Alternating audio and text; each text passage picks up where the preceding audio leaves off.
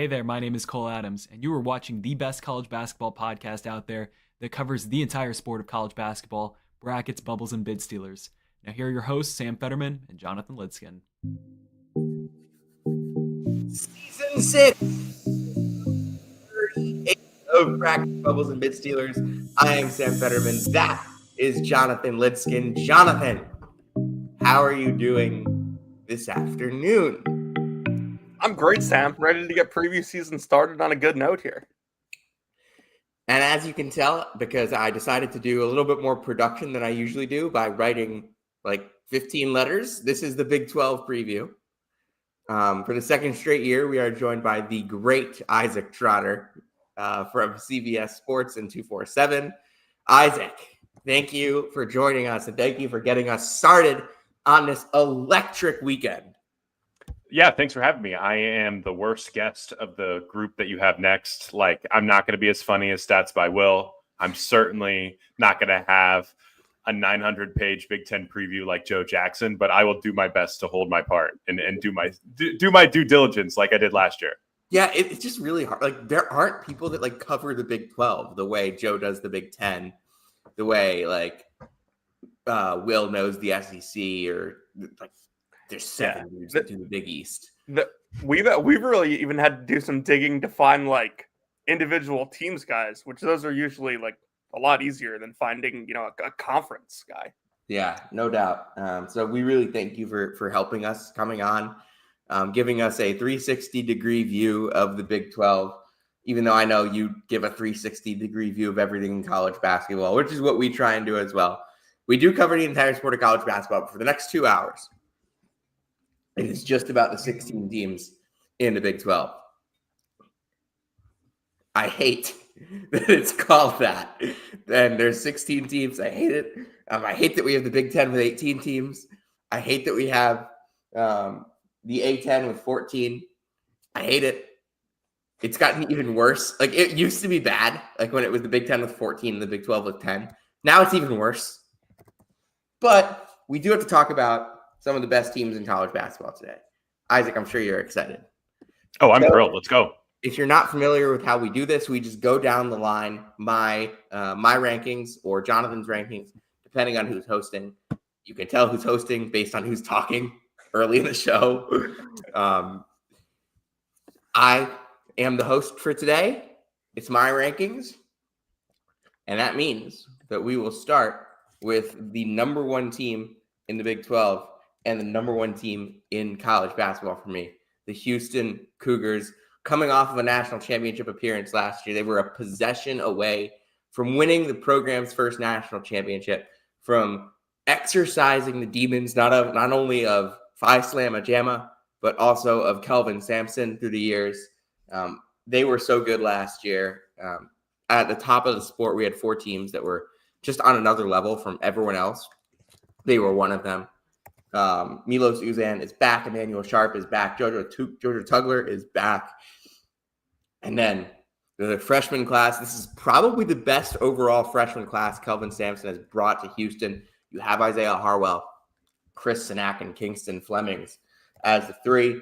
Khalifa Sacco comes in. It's the only major transfer that the team brought in. There's a lot of continuity here. There's a lot of guys that are going to be taking a step up. You look at Mercy Miller and Chase McCarty, two guys that didn't play big roles last year. They'll have to play bigger roles off the bench. But if you're betting on this team, it's because you're betting on what Kelvin Sampson has proven over the last however many years. I think it's 4 straight years. They finished number 2 on KenPom. They're going to have arguably one of the 3 or 4 best point guards in the country. Arguably the best defender in the country, and arguably the best shooter in the country, I think, and arguably the best coach in the country. It's really easy to look at that and say, yes, Houston, you're the best team in the sport. Isaac, I'll let you take the first stab at this. Interesting group here because, again, it's different than some of the past seasons where, it's a very veteran-laden group. I think there's actually a little bit more risk with Houston than there's ever been before when you mix in, a few more young guys. But at the same time, I'm kind of with you guys. Like, I just feel like they have enough outs to be excellent defensively. The one thing that I noticed right off the jump their guards are enormous. Milos Uzan is 6'4" and very long. Emmanuel Sharp is 6'3" and huge. And Isaiah Harwell coming in is all of 6'6". So yes, losing LJ Cryer will hurt offensively. I think they could get better defensively with Harwell coming in just because of the extra positional size, like you talked about with Tugler at the back end, the best defensive player in all of college basketball. But I will say there are red flags on this profile, maybe more than last year, because I do think they'll miss LJ Crier's just like unbelievably like important heaters and the gravity he brought to your offense.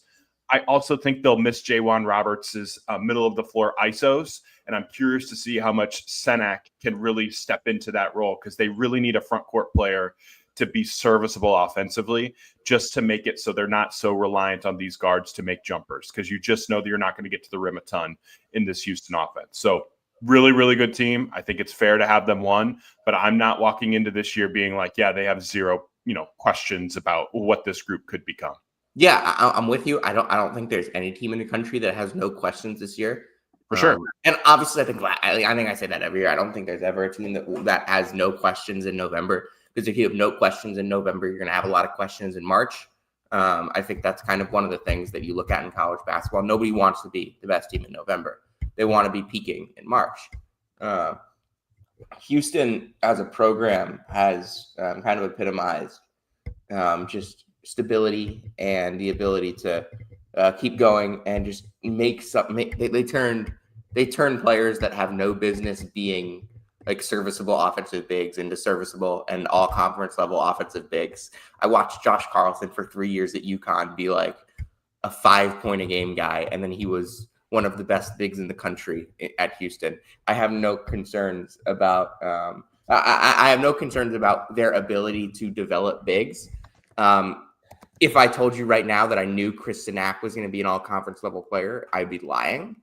But I think that they're going to get high-level production out of that front court because they always end up doing it, Jonathan. Yeah, Sam, I think you guys kind of summed up a lot of my points. I have Houston as the number one team in the conference. I have Houston as the number one team in the country headed into the season. I just think their floor is so consistently high, even with the questions that you guys pointed out. And this is going to be a theme, I think. Like, this is not last season. We're not going to have, 5 all-time great teams in college basketball again. That's not to say it won't be a good year, but that means more questions with these teams. Houston, I think defensively still should be excellent, and that's why I have them at number one. Offensively, if they want to reach like the ceiling that they did last year or come close to it, I think, it's Isaiah Harwell. How good is Senak going to be right away? Those freshmen. And then the sophomores that really didn't play, and I guess a redshirt freshman with McCarty. But Mercy Miller, who didn't really play a ton for you last year. So they obviously have the veterans, Uzan, Sharp. We know those are good offensive players. What else can those other guys do to add to the offense and give them other dimensions? Jonathan, I think that's a really good point about some of the bench guys. And Sam, at the Final Four last year when we were there, if you walked into the locker room for Houston, I did. The guys that weren't playing look physically different than other freshmen and sophomores in college basketball. Like, they are huge. Their shoulders are enormous. It took me a while to figure out like who I needed to talk to, because everybody there looked like they just played 40 minutes. They're going to hit you, like really hit you. And I think that's something that like I'm really excited about with some of these young guys coming in, like physically, like they look a little bit different than others. And, there's a lot of optimism about like even a Ramon Walker, who we haven't mentioned yet, coming in and being a really solid, serviceable piece for them, kind of stepping into like the Terrence Arsenault role. Even like Malik Wilson last year, like that type of role. I'm not worried about this bench and them finding reliable role players because of the player development and because of the size, the frame, the physicality, and the strength and conditioning program that they have. Sam, just referencing my freshman rankings from last year, I had Mercy Miller, the number 34 player in the class, and McCarty's number 51. Those were two guys that like could not see the floor.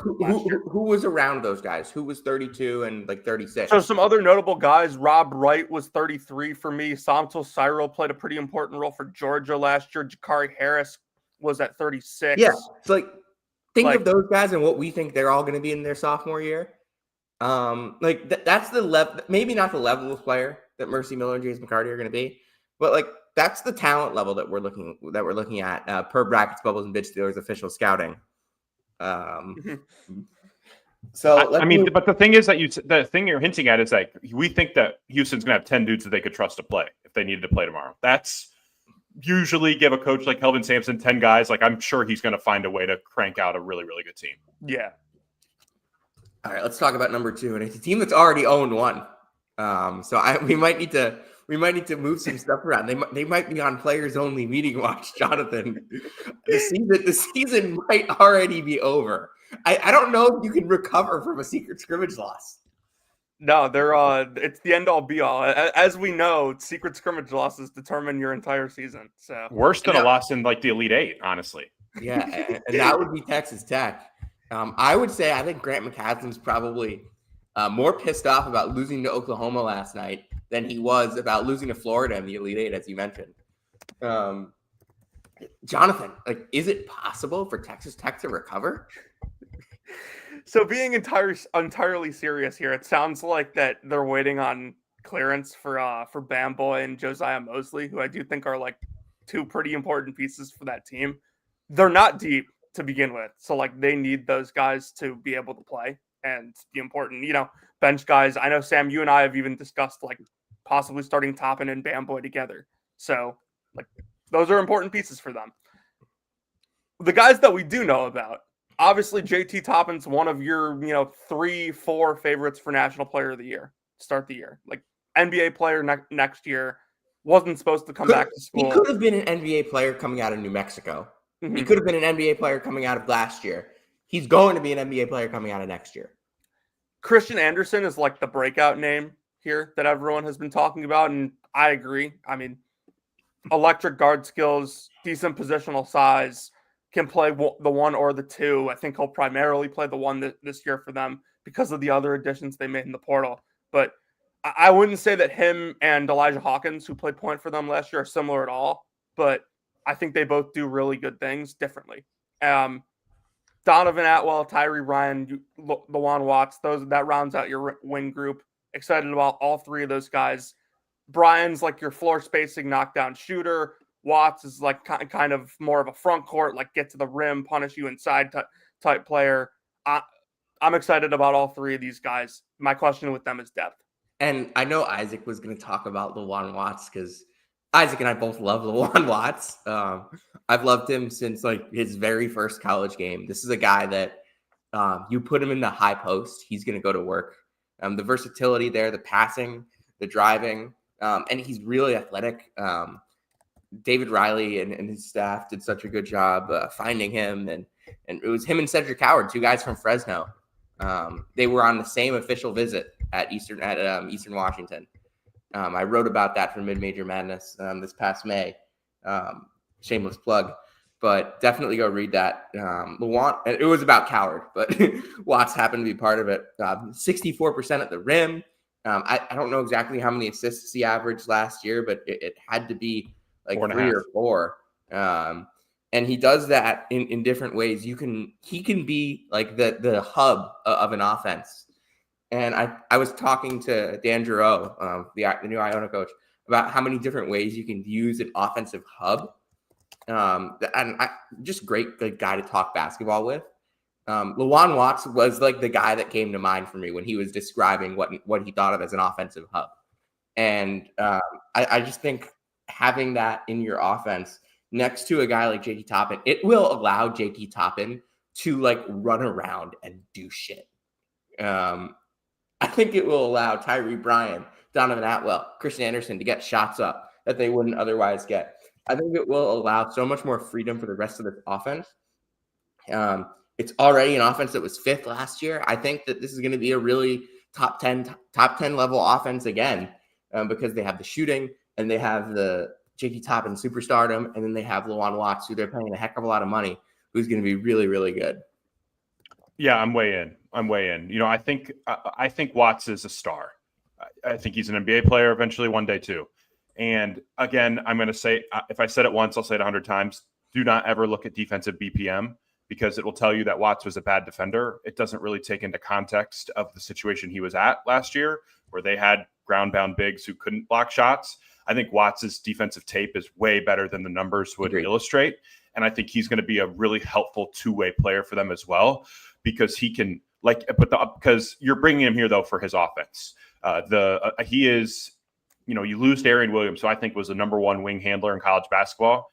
You replace him with, Luan Watts, who I have as the number 2 or 3 wing handler in college basketball. Like, that's like perfect roster building. And you go up and down this list. Grant McCasland has built one of the best rosters that fits together flawlessly. I think they upgraded at center, bringing Bamboy in over Federico. Federico gives them a high ceiling shot blocker, which is something you definitely need. And the positional flexibility that they have and optionality on this roster is enormous. I think starting Watts, Toppin, and Bamboy together is firmly on the table. I think they can then go to 3 guards with Christian Anderson, Tyree Bryan, pick your choice of the litter at the 3 there with either Donovan Atwell or maybe Josiah Mosley, with Watts and Toppin at the 4-5, and have a finesse group, maybe is a better way to say it. But it's a lot of skill. It's a lot of size. And it does hinge on the guard play being awesome. I'm in on Christian Anderson. I think you can't watch him and not think that he's awesome. Although I do think that they will miss Elijah Hawkins' pocket passes. I thought he did a really good job of getting the ball to JT Toppin in the middle of the floor and spoon-fed him really good looks.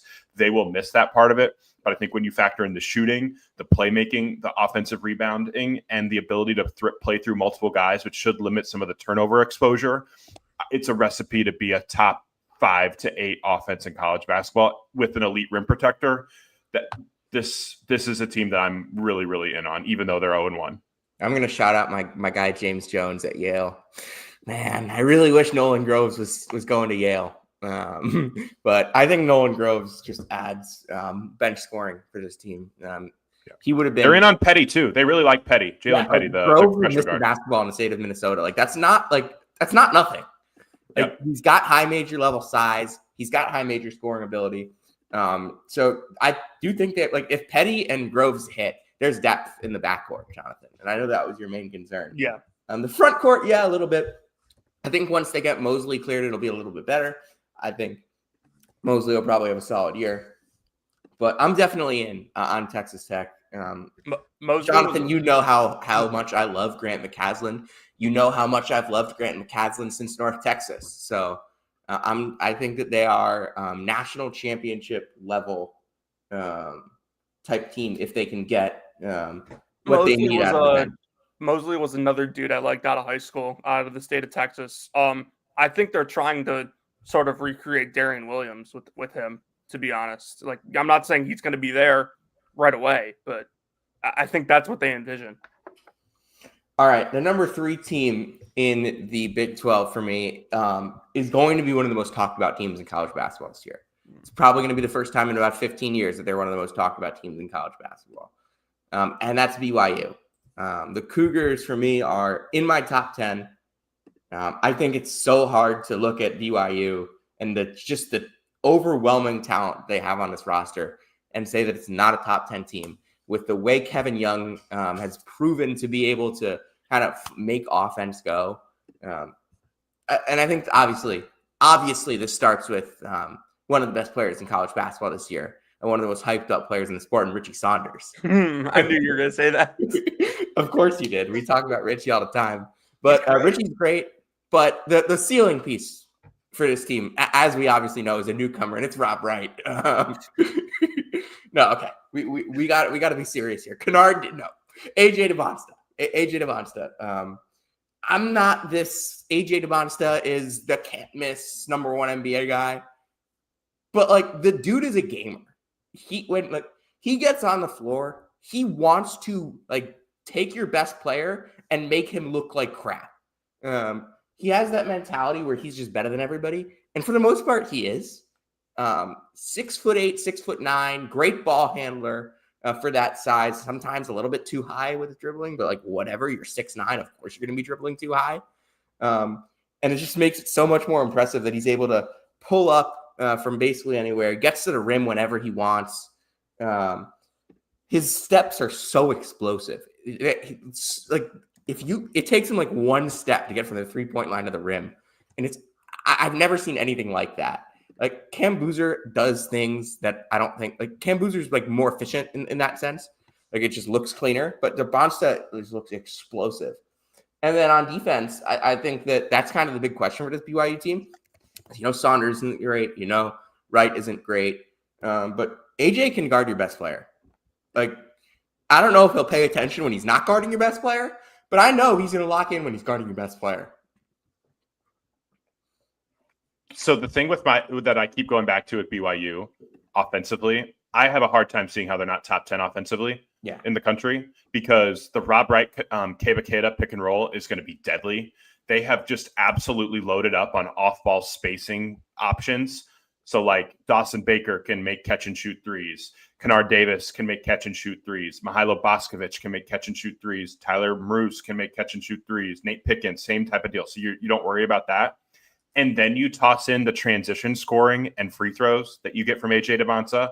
And then you toss in the half-court offensive creation that you get from Richie Saunders, who was one of the most efficient players in the Big 12 last year. That's the good stuff. So this offense has so many different ways it can beat you. And I'm with you. I think that the defense takes a major step in the right direction because Kennard Davis can really sit down and guard. And I think he's actually going to be giving him and AJ Debonsa together like two big-time big wing, big guard stoppers that can set the tone for your defense. And if you watched BYU at all closely last year, they had to go under screens constantly because they didn't have speedy guards or like enough length and strength. And so like you're going under screens constantly, and then Alabama just steps right behind and hits 19 on you. I was about to say Alabama wasn't the first time they did that. Yeah.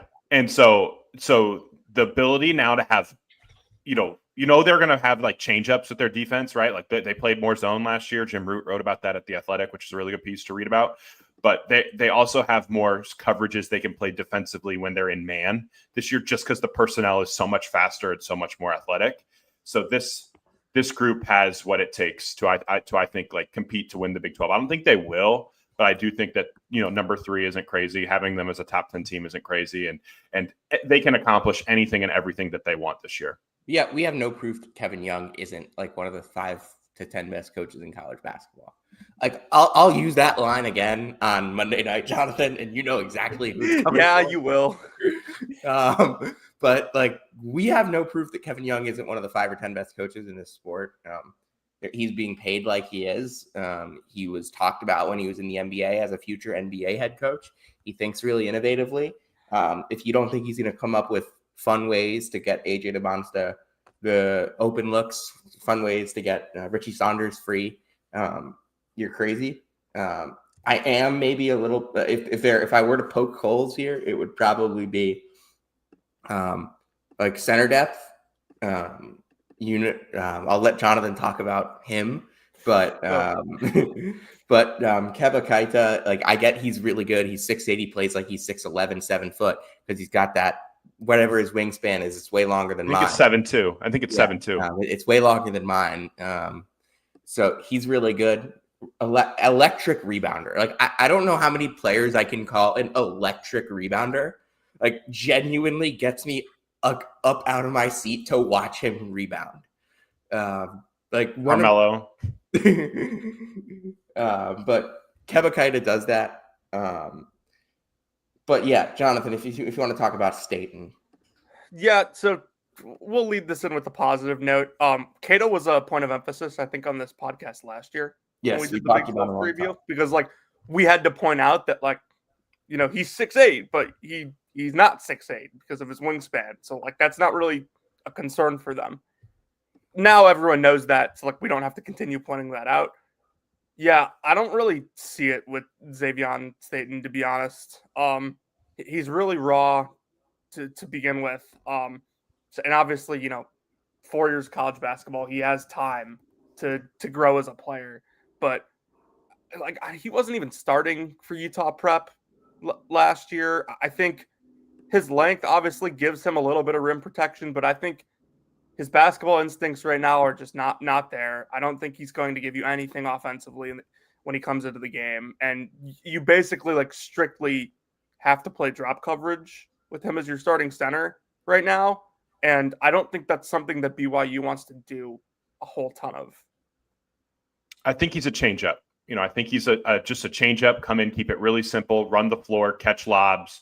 I think they can get him up to speed defensively in time. But I agree with you.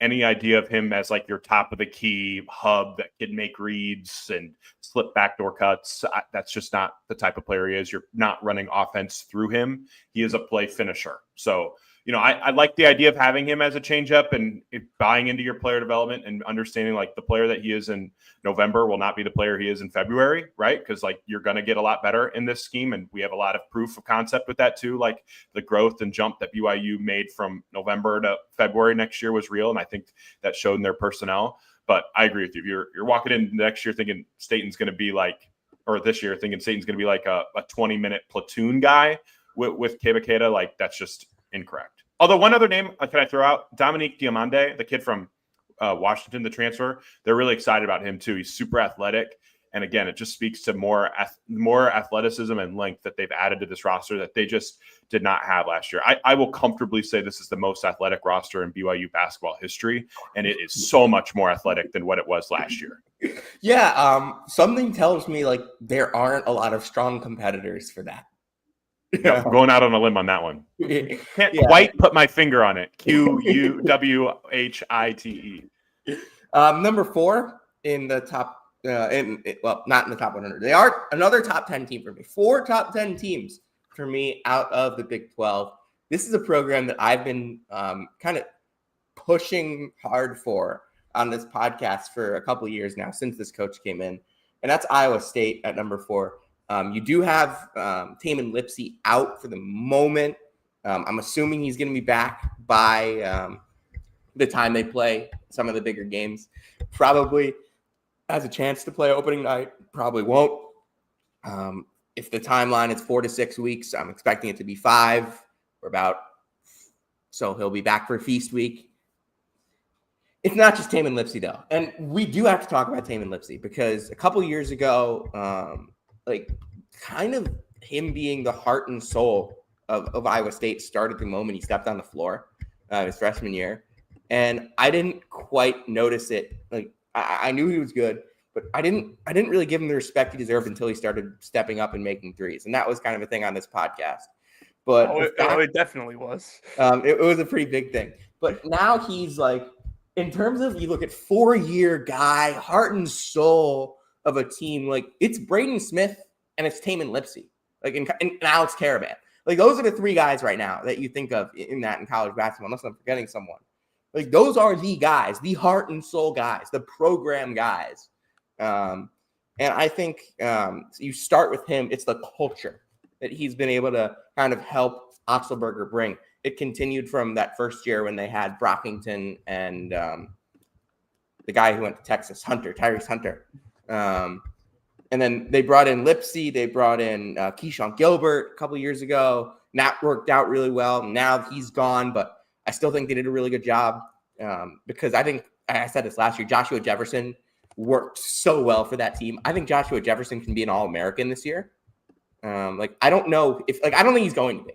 But, if he averages 15 and, 7 with that defensive ability, if Iowa State's a top 10 team, if you tell me that's not All-America caliber, it's in the chamber. It's in the chamber.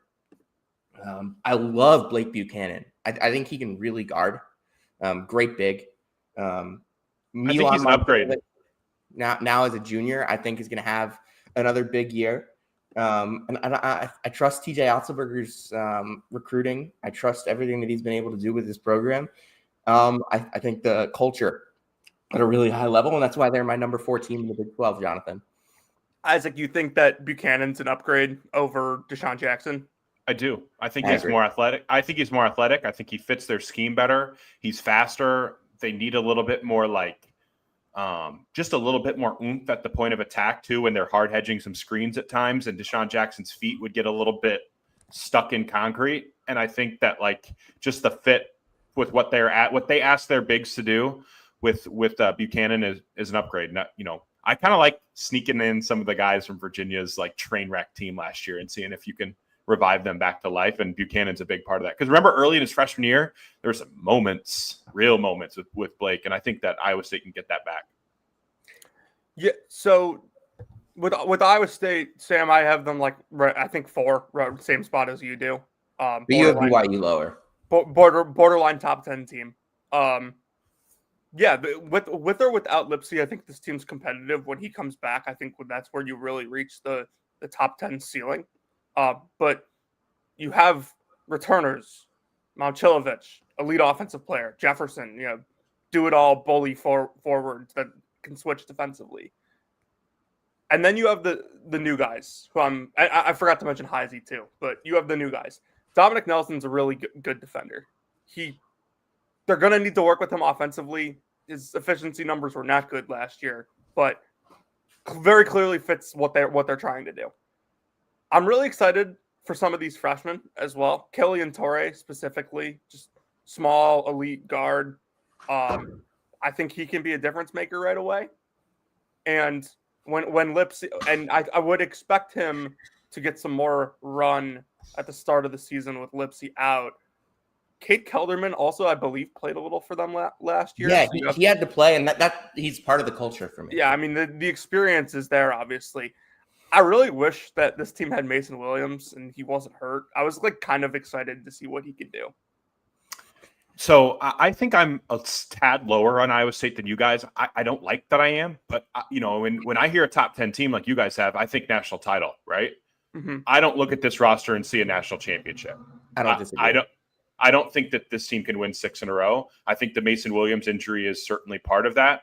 And the talent is just not at that level. This team is like. If I were to just ask you here, would you like? I have Louisville a little lower. Would you like? Louisville's probably a team that you look at and yes, they could win 6 in a row. Like, do you have Louisville higher because of that type of logic? Yeah, I just think their guards. I think their guards are way better. That makes sense. I just look at the floor for Iowa State. I understand. This is a very It's a preseason ranking for me. It's not a who's going to be the best team in March. Yeah. I have no idea. So I respect that if that's the way you do it. But I think right now Iowa State's one of the 10 best teams in the country. Yeah, I think I have Louisville at 11. I'm not saying I have them very low. We're going to talk a lot about Louisville tomorrow. Sunday. Yeah, with Christian. I think I agree with Isaac that they don't really have a national championship ceiling. And I do want to point out that I think since the 2014 UConn team, every single national champion has been higher rated on offense than defense. I have a really hard time seeing how Iowa State is a better offensive team than they are a defensive team this year. And obviously, that isn't the end all be all. I think this is a offensive sport in this day and age, and I think that's why we have that trend. I totally agree with you, and that's why I think Jamarian Bateman is the biggest X factor, maybe in the Big 12, because they need him desperately to be a dude. You kind of look at this roster like they need that second guy that can, if you leave him open, will take 10 threes in a game, and Bateman absolutely can do that. And I think there's a real opportunity for him to start. I think the best version of Iowa State is him starting at the 2. Because if your starting lineup is Tamin Lipsey and Nate Heisey, that is one of the least talented backcourts in the Big 12, period, point blank. Lipsey is not an overly talented player. He's gotten everything out of his game and absolutely maximized it. And he's a great player. But for raw talent, there's not a lot there, right, at the thing. He doesn't break defenses down off the bounce. He doesn't have this awesome, creative, mid-range type of game. Of the team, and that's how he will go down in history being described. And that's fine, but he's also gives me a little bit of Dwan Harris vibes, where you can be propped up by the guys around you that are pros, like Curtis Jones is, and that covers up some of the warts in your game. Could Lipsey stay healthy all year and put it together and be an All-American type of player? Maybe, but we haven't seen that version of him in a minute. And that's kind of why I'm a little bit lower on Iowa State, because I don't think Tamin Lipsey is one of the top 4 or 5 point guards in America like others do. And he could go out there and absolutely prove that wrong. But you're right. This still has one of the highest floor teams in the country, because Jefferson's a stud, and I'm a huge fan of him. I think Milan Momcilovic is going to average 17 to 18 points a game this year. I think that's in the firm range of potential. A year ago. I don't think he's fast enough for that. I don't. Yeah, I don't think there's enough foot speed there for him to be an NBA player, but he could be a heck of a college player, and that's okay. Like, that's the conversation. But for me, it really comes down to I don't think that size with that shooting ability, like someone's going to give them a chance. Can't guard at the level that you need to. For the NBA wings, you need to have a certain level of athleticism, and I don't see it. But I do think that he could be an awesome college player this year. And maybe you're right. Maybe you could be right, and maybe he adds a little bit more weight and he plays the 4 or whatever in the league. But for a wing, We'll he doesn't move the right way. I don't disagree. I just think the size and shooting and the skill level is something. It's going to give him a chance. Right. Yeah, and that's the thing. Like, I don't want to bag on Iowa State because I think they do things the right way. I just don't think they have like the buying power that the other teams are able to have in order to like put a national championship level roster together. So a lot needs to go right for them to get there. Shout out Texas Tech football, by the way, in terms of buying championships. I am so in on that team. just because the way they talk about the way they spend their money, it's like, yeah, we are big, strong. If you're going to try and run against us, our $72 million defensive line is going to stop you in your tracks and drive you all the way to Odessa. Send some of that money to TJ Otzelberger, and he will build a champion. I guarantee that. That's the thing, though. This Iowa State group is they're going to get the absolute most out of it. I have them, I think, 20th in my top 25, and that feels like if you're a top 5 seed in the NCAA tournament with a chance to make it to the second weekend, you've given yourself another bite at the apple. Who knows? The right breaks could happen. You could see yourself in the Final Four. I think Iowa State could see that happen. I just have a hard time seeing them win 6 straight. Yeah, I would have a hard time seeing them win. I have a hard time seeing like more than there's like 5 or 6 teams this year that I look at and say, all right, you can probably win a national championship. That'll change. There will be more. There will be less throughout the year.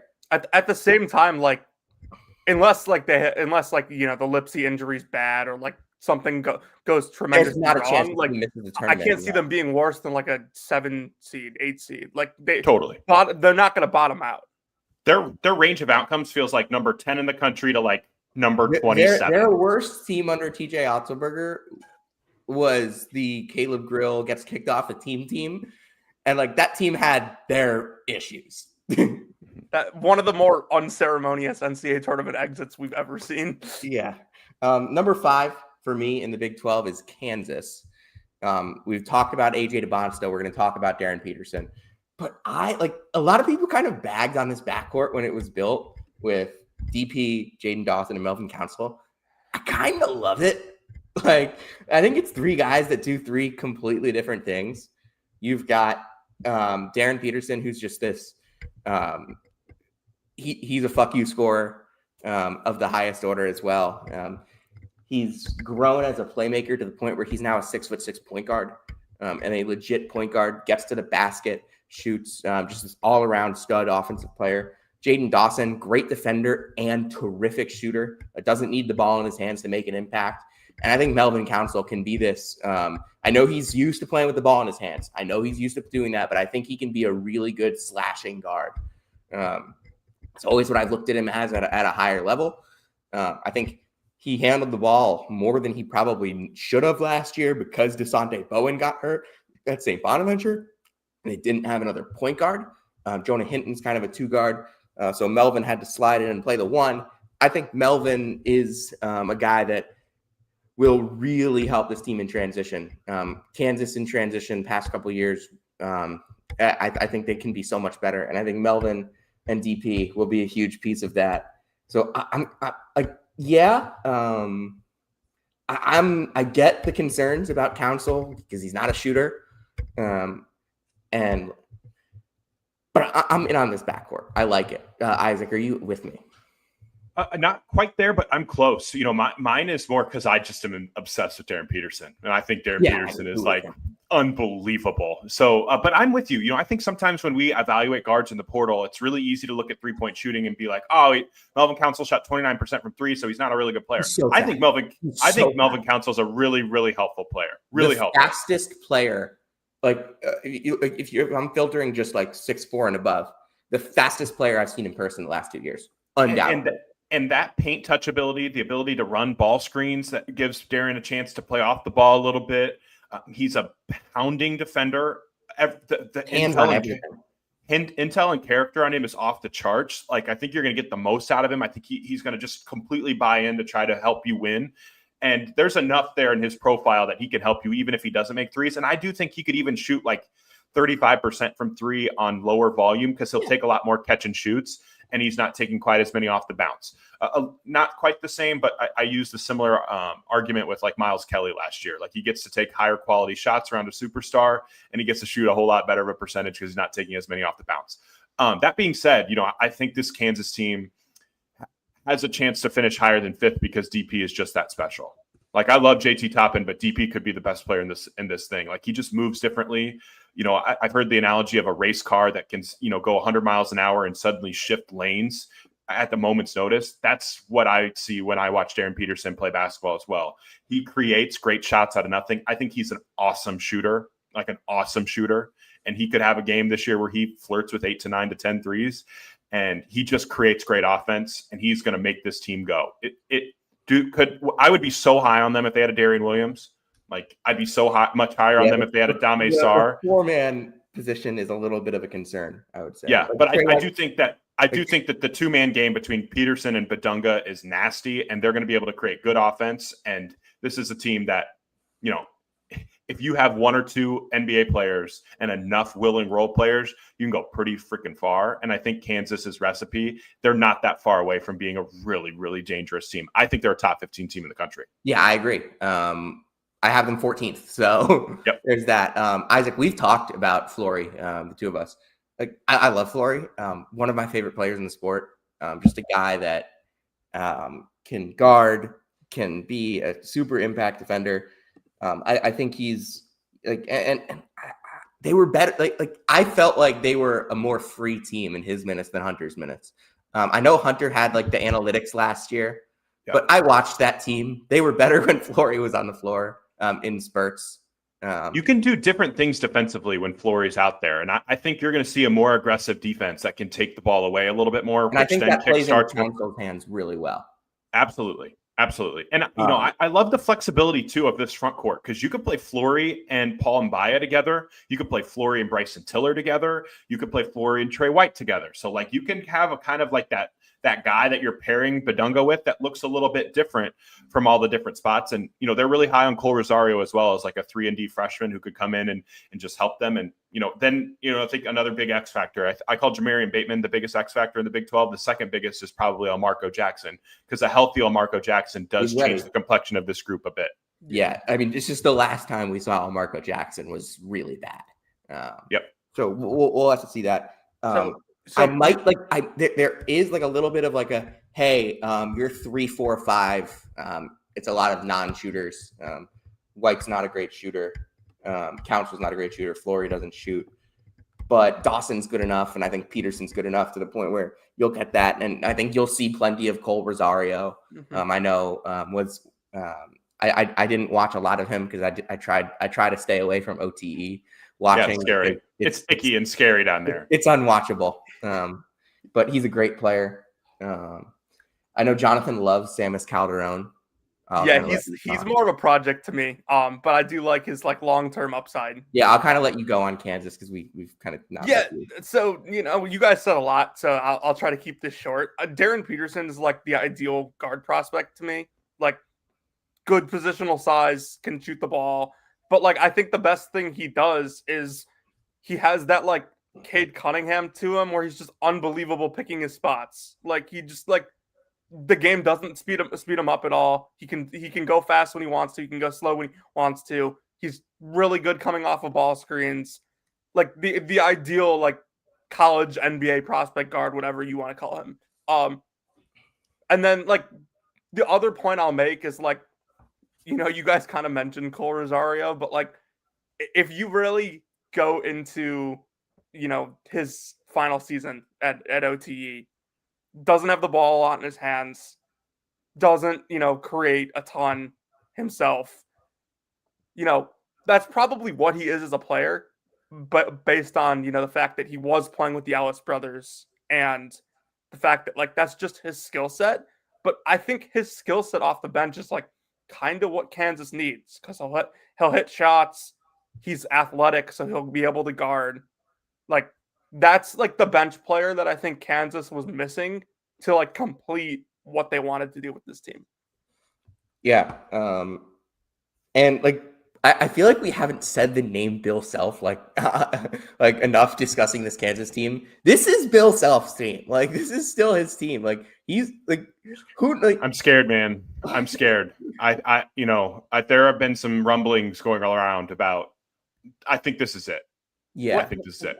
When he couldn't coach in the Big 12 and the NCAA tournament in 2023, it really did feel then like, oh, like this could be at any moment he can be done. Like these things are serious, and like obviously he's a basketball sicko. So many coaches are, but He's so good. There comes a point where like his health is more important. Yeah, but like he's such a good basketball coach that like the fact that we've gotten this far without really mentioning his name, like Kelvin Sampson is the first thing we said when we talked about Houston. We've been talking about Kansas for like 8 minutes and we haven't said Bill Self. First time. Oh, go ahead. In a weird way, like Kelvin Sampson is still like it's still like chasing like the ultimate goal of like the national championship. So I think that's probably why we brought him up first. Whereas like Self could retire. And like we talked about Hotspur. So yeah, Self could retire at the end of this season with another disappointing year, and he'd still be one of the 10 best coaches ever in this sport. Yeah, but it's also just about like Bill Self. He is like still one of the 5 best coaches in college. Five might be pushing it. It's like weird because like he's like one of the coaches that like his presence is always like felt. He might be the number 1 coach in terms of just like the aura of him. Yeah, he scares you. Al used to have this, Patino like a little, but Self like he doesn't even need to say anything. He just shows up. He just shows up, and all of a sudden his team gets a favorable whistle. Sam, I know you haven't been to Allen, but like when he walks out there at like a big home game, like it's different, man. Like the entire student section just starts bowing. It's crazy how much they love him. I will say this too. I don't think there's going to be a bigger shockwave of going from DeJuan Harris playing point guard for Kansas under Bill Self to Darren Peterson playing point guard for Kansas under Bill Self. That you will not find a bigger opposite oscillation in a single game. We have done a lot of shitting on DeJuan Harris on this podcast. I've spent 4 years praising DeJuan Harris, and like last year he was not good, but like it all goes down the drain now. I'm so ready for something new. I'm so ready for something new. There were a lot of takes about Kansas last year that were worded wrong, but like in the spirit, right? Like I was done with that trio of Adams, Dickinson, and Harris. I love KJ. I love KJ. I did too. Yeah, no, I love KJ, but I was done with them. Yeah. They weren't bad because they were tired of the spotlight. Do you remember that? I kind of used the process of elimination last year when discussing this team because, like, I had been a big DeJuan supporter for years. I had been a big KJ supporter. So, like, I kind of just, like, I'm like, oh, hey, Dickinson's the common denominator here. And, I'm not going to get into thoughts on him. He's not on the team. But I do think what if you give it a couple years, like, DeJuan Harris's legacy at Kansas will be like national championship point guard. And like, that's what people remember him as. Yeah, Jonathan, and he earned it. He earned that, but I'm ready for something new. The new thing coming in is awesome. Mm-hmm. Yeah. Jonathan, I'm going to give you the floor to talk about this next team because I know you're higher in them than me. Yeah. You like them. I like this team. I have them as a top 15 team. I think they're really good. I love this coach too. Oh my God, are we about to talk UCF? Yes, no. It's time to talk Arizona. Tommy Lloyd. Well, is it year 5? 4. Is it 5? Yeah, I think it's year 5. No, it is 5. Holy cow. Yeah, because his first year was my first year. Yeah, 2021, 22 was his first year. Year 5 of Tommy Lloyd. He's had great teams. Basically every year. And he's going to have another one this year, Jonathan. So the immediate concern here is depth. And it's not just like playable guys. It's like how young their bench is and how new their bench is. Karchenkov, international freshman, Aristode freshman, and then, whoever ends up backing up the center spot, which I think it'll be Krivas starting Awaka off the bench. However, I think the first 5 here are very, very good. And it's one of the reasons I'm so high on them. I think Jaden Bradley's going to take another leap without Caleb Love being there and having the ball in his hands a lot. I think there's more to Bradley's offensive game. Berries and Koa Pete are both top 10 freshmen for me. I think both of them are tremendous basketball players.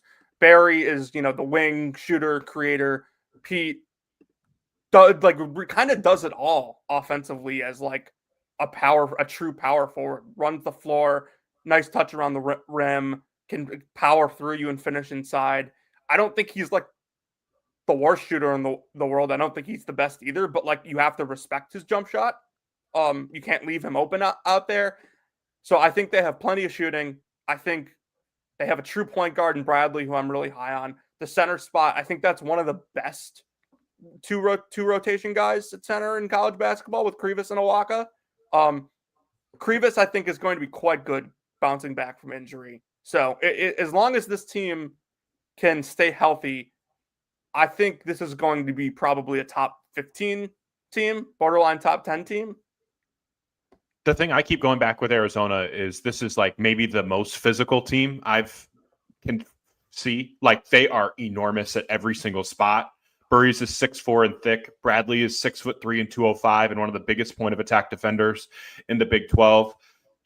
Their smallest guy, honestly, functionally, is Anthony Del Orso, and he is 6'6", even though he's a little bit skinny. But Koa Pete, I've described him as a hammerhead shark playing basketball. It was like a good positional size guy at the mid-major level. He's not going to play. Anyway, yeah. I'm just kidding. I'm messing with you. I've called Koa Pete like a hammerhead shark playing basketball. Like he's enormous, and he goes right through you. And I think that physicality, the dominating the rim on both facets, awesome in transition, all that recipe, I think Arizona's going to murder teams on the glass too, right? So all of that adds up to being a really, really high floor team. And if they just make some threes, they have a chance to be, top 10 good and have and when you add in, two guys like Burries and Pete, like that adds a different level of like your ceiling if your freshmen are like lottery talent level good. So this team, I feel like I know what this team is, even though there's a lot of young faces and young guys on this group, just because of how physical and how athletic they are and how we know Tommy Lloyd's going to play. And I'm fascinated to see how it all comes together.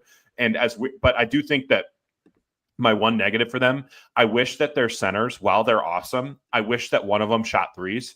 And I like the idea of last year when you had a Henry Vasar at the 5, like the team really came together when Vasar at the 5 and Carter Bryant was playing the 4, because you had that rim protection, you had that floor spacing, you had the open paint for those extra drives. This year's team, I feel like, could be a little bit more clogged in their half court offense, and it could be the reason why they maybe don't advance as far in the NCAA tournament. It's crazy to think that this team started 4-5 last year. They were so good by the end of the year. Not to talk gambling, but it really opens up like a really good gambling opportunity to bet on a talented team that has a bad non-conference play. Because at one point last year, Arizona was 30-1 to win the Big 12, and they started 11-1 in Big 12 play. Yeah, I haven't looked a ton at their schedule. I know they play at UConn. I wish I could go to that game. That would be so fun. But UConn plays Kansas. UConn plays Arizona. We'll talk about UConn's schedule on Sunday. Best team in the Big East. I'm sorry to the St. John's lovers. You're right. Like you are right. Yeah, you're correct. We'll probably have a 45-minute discussion on UConn versus St. John's on Sunday, and plenty more over the course of the season. Sam, do you have Arizona 6? Yeah. Okay. But still in the top 15, right? 15th, I think. That's ludicrous for this league. Like that this league is just ludicrous. If you have 6 top 15 teams. The 7th team is 36. But that's like what the SEC was last year. Yeah. I think the Big Ten is going to be the best league in the country this year because they have like that best combination of national championship contenders, good teams in the middle, and like decent-ish teams at the bottom. But like the Big 12's top is like nasty. It's kind of like the Big Ten in football, where like the bottom is just like absolute garbage, but the top is as good as anyone's top. Yeah, and the middle is kind of like mushy. Mm-hmm. Like the next team we'll talk about is kind of like Washington football.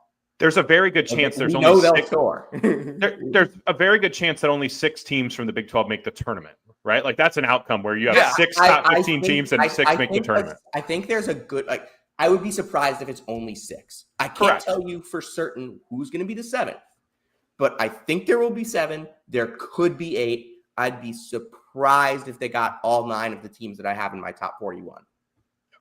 There is quad 1 wins to be had in this league when you have this many 6 really great teams, right? So like maybe that does help a team, but I agree with you. Like it's fascinating. This middle here is fascinating, and I'm really excited to see you have it 7 because I'm genuinely not sure. I knew where you're going with the first 6, but I don't know where you're going with 7. All right. Number 7 for me is Baylor. I think that when you overall take a zoom out lens and look at the rest of this league, who are the programs that you trust? Who are the coaches that you trust? And who are the rosters that are probably that probably will play to a certain identity the best? I know Baylor's going to score. I know Scott Drew's offenses are going to score. If you're telling me Baylor is gonna, like, I don't know how good this team's going to be defensively. There are questions to be had, but I'm also really high on Tunde Yesufu. And I think that if you look at Tunde as arguably this team's top guy, which I think he will be, I think he's a top 5. I think I have him 5th in this freshman class. Maybe do I have him 4 or 5, Jonathan? I don't know. I know what I have him, and I think I have him 5. But if you look at that, that's probably the best player on this team. That a team that already has a bunch of guys that have scored a lot at the mid-major level in Obi Ogbeam and JJ White, Michael Ratai.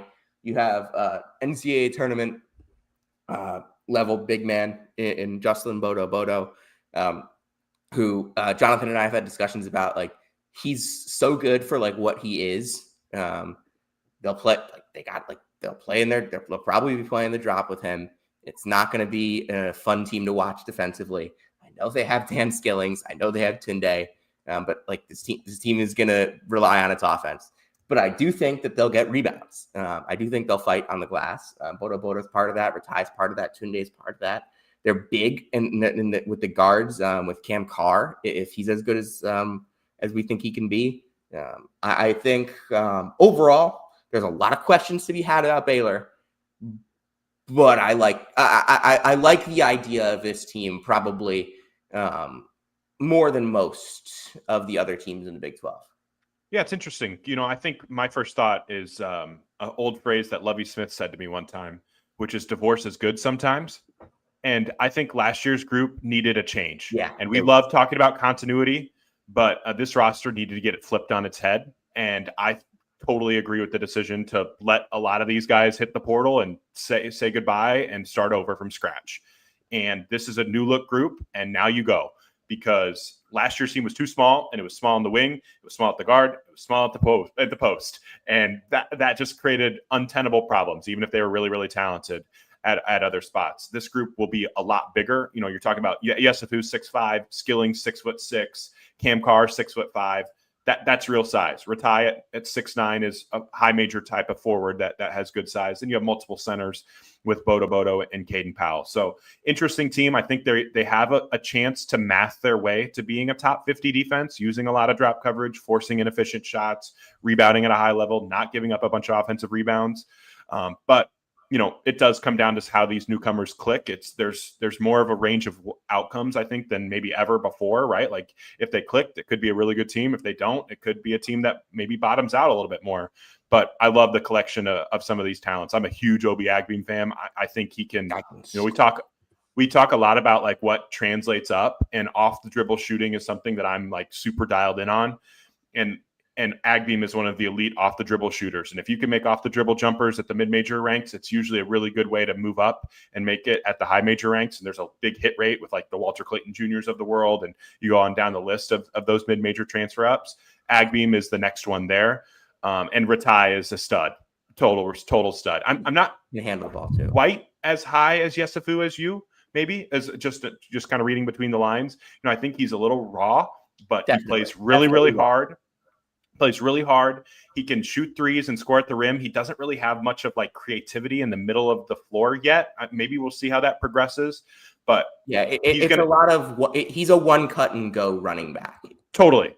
Yeah, but he is good at what he does. I think Skillings really fast. I think Skillings is a bounce back candidate because you're going from a Cincinnati offense that has never had a top 50 offense under Wes Miller to Scott Drew, one of the better offensive minds in college basketball. I think Skillings, the offensive ecosystem is set up here for him to be the best version of himself. And he had all Big 12 hype last year and moments where he looked like an all Big 12 player. And if he is one this year as like that third or fourth rotation piece, Baylor's making the tournament comfortably. Yeah, I mean, my question for you about Skilling, what do you think he is offensively, though? Because, like, I don't really know, like, where he fits. He kind of, like, I think he's an important piece for this defense. I think he'll have to play a lot, but I don't know what he is offensively at this point.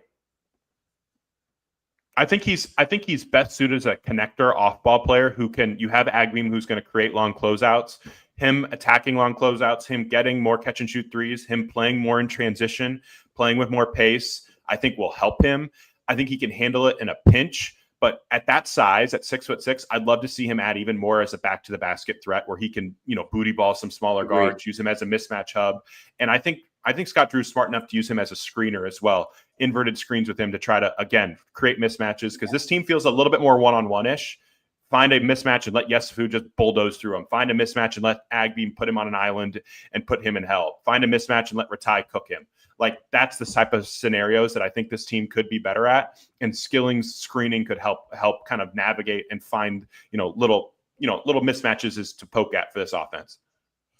All right, let's move on. Let's talk about number 8. I have them 40th in my preseason rankings, my top 100, and it's a team we did a preview for. It's Kansas State. Like, with the amount of money they've spent over the last couple of years, like 40th would probably be a little disappointing. But like, I think they did such a better job this year than last year. I'm glad that we're done with trying to recreate Marquise Noel with these small 5'11", 5'0" guards. And I'm glad we just got that Jerome Tang just said, all right, get me a guy that can get in the paint and get to the line and give me 15 a night no matter what. And PJ Haggerty is going to score 18, 19, 20 points a game for this Kansas State team. That's kind of where I'm at right now. That's the important thing. Nate Johnson, another guy that, like, we're done with these softer players for Kansas State. Get a guy that is going to get in you. Nate Johnson plays super tough. Okay, I was a little bit lying when I said we're done with these softer players for Kansas State. I don't know what they're doing with Abdi Bashir. I have just straight up do not think it makes sense for him to be just don't let him touch the ball unless he's shooting it, is what I would say. The moment he puts the ball on the floor is the moment your possession ends if you're Kansas State. Because he's gonna go to that 2 dribbles, left-hand dribble step back because he can't get by anyone. All right. Yeah, that's Kostic and Rapik, 2 of the better international guys. Rapik's an older guy, will bring much needed experience and defense in the front court. I like Kamari McGriff a little bit. Again, don't really like Marcus Johnson, but I think like Haggerty, Nate Johnson, Rapik, Kostic, McGriff. They get Taj Manning. Will be I can never say his name, but I think there's enough here to kind of say, all right, this will work in a way. I think I'm with you on a lot of that. They didn't have a player nearly as good as PJ Haggerty last year, and that obviously helps. Like, he's a preseason All-American and should be for everyone, in my opinion. However, I don't know if Marcus Johnson's style translates to the Big 12. I don't think Bashir is going to translate very well. So now you're relying on some international freshmen, which, good players, but I those would guys are always advise questioned. against calling Rapik a freshman. Yeah. How old is he? International 21? recruits. He's junior eligibility wise. Yeah, I think he's 21. So we'll call them international recruits. So if those guys hit, I think you have a pretty good 5. Then your bench becomes a question. Yeah, But the bench is going to be a question here. Like, there's no doubt. yeah, I mean, which once you get to this conference, once you get past 6, most of these benches are. So Yeah, there's not a lot of good benches in the back half. Yeah, we'll see. We'll see if Castillo takes a leap. I wasn't super high on him coming out of high school, but obviously, there's some scoring juice there. So this is probably make or break for Jerome Tang, right? And It certainly feels that way. I'm leaning. If you had to make me choose, I think I'm leaning break. Yeah, for some reason, maybe I'm wrong. I feel like Kansas State finds its way into the tournament. I don't think it's going to be like a slam dunk. You're bringing him back, and you're excited. But I don't think it's going to be a season where you're looking at like, damn, we have to get rid of him. They're going to be somewhere in between, and that's probably not where you want to be. But I'm just calling it like I see it. I think one guy that we haven't mentioned yet is Kamari McGriff. They're going to really need him just to continue to buff up that interior defense in some ways, and the play finishing with him will be important. The Haggerty stuff is fascinating because Memphis was a really good team last year, but I don't think they were a really good team just because of PJ Haggerty. That was a really talented group. Tyrese Hunter had an awesome year. Dane Danger was a monster. They had really, really good role players too, old teams. So I'm curious, it feels like he's going from a roster last year that was really talented to this one that has a lot more questions than Memphis did last year. But I agree with you. The scoring, the transition, the free throws, the passing, I think is underrated with his profile as well. So just having that piece there will help. CJ Jones, getting him back late in the cycle, I think can certainly give them another perimeter point of attack defender that's solid. I think defense is going to be an issue. Just the way I look at this roster, I would feel way better about this group if Tyreek Smith was on this team, and him not being there might be the piece that keeps them out of the NCAA tournament. But yeah, this feels like a team that's going to be on the last 4 in and first 4 out on every Bubble Watch article that you read for the final 6 weeks of the season. All right. I think this is kind of the next team. This is the team that maybe Jonathan and I disagreed on the most in this conference. The team that I have bought in on more than most that I see out there. First-year head coach Ross Hodge and the West Virginia Mountaineers are my number 9 team. I have them at 41 in my top 100. They're 9 for you? Yes. Oh, you're just higher because I have them 10th. You're just higher on them as a team, nationally. Yeah.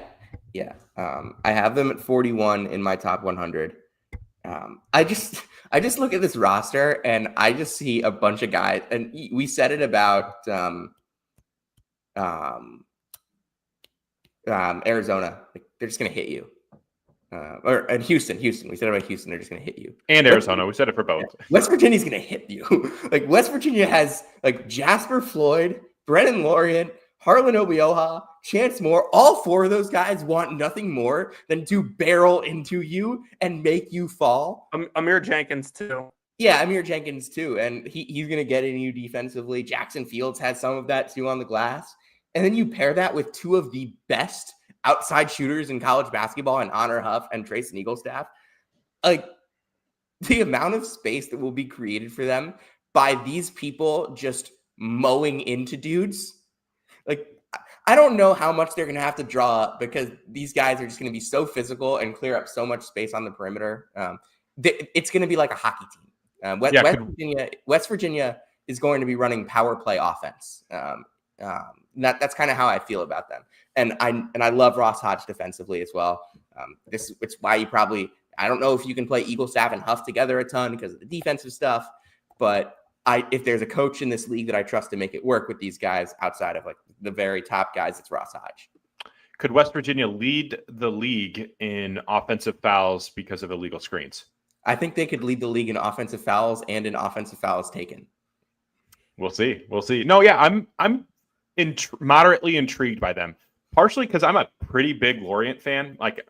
I'm surprised some of the NBA draft nerds haven't been on this guy a little bit, because when I watch him, I go, "Ooh, there's some stuff there." At like 6'9", really good length, good defensive tools, can face up.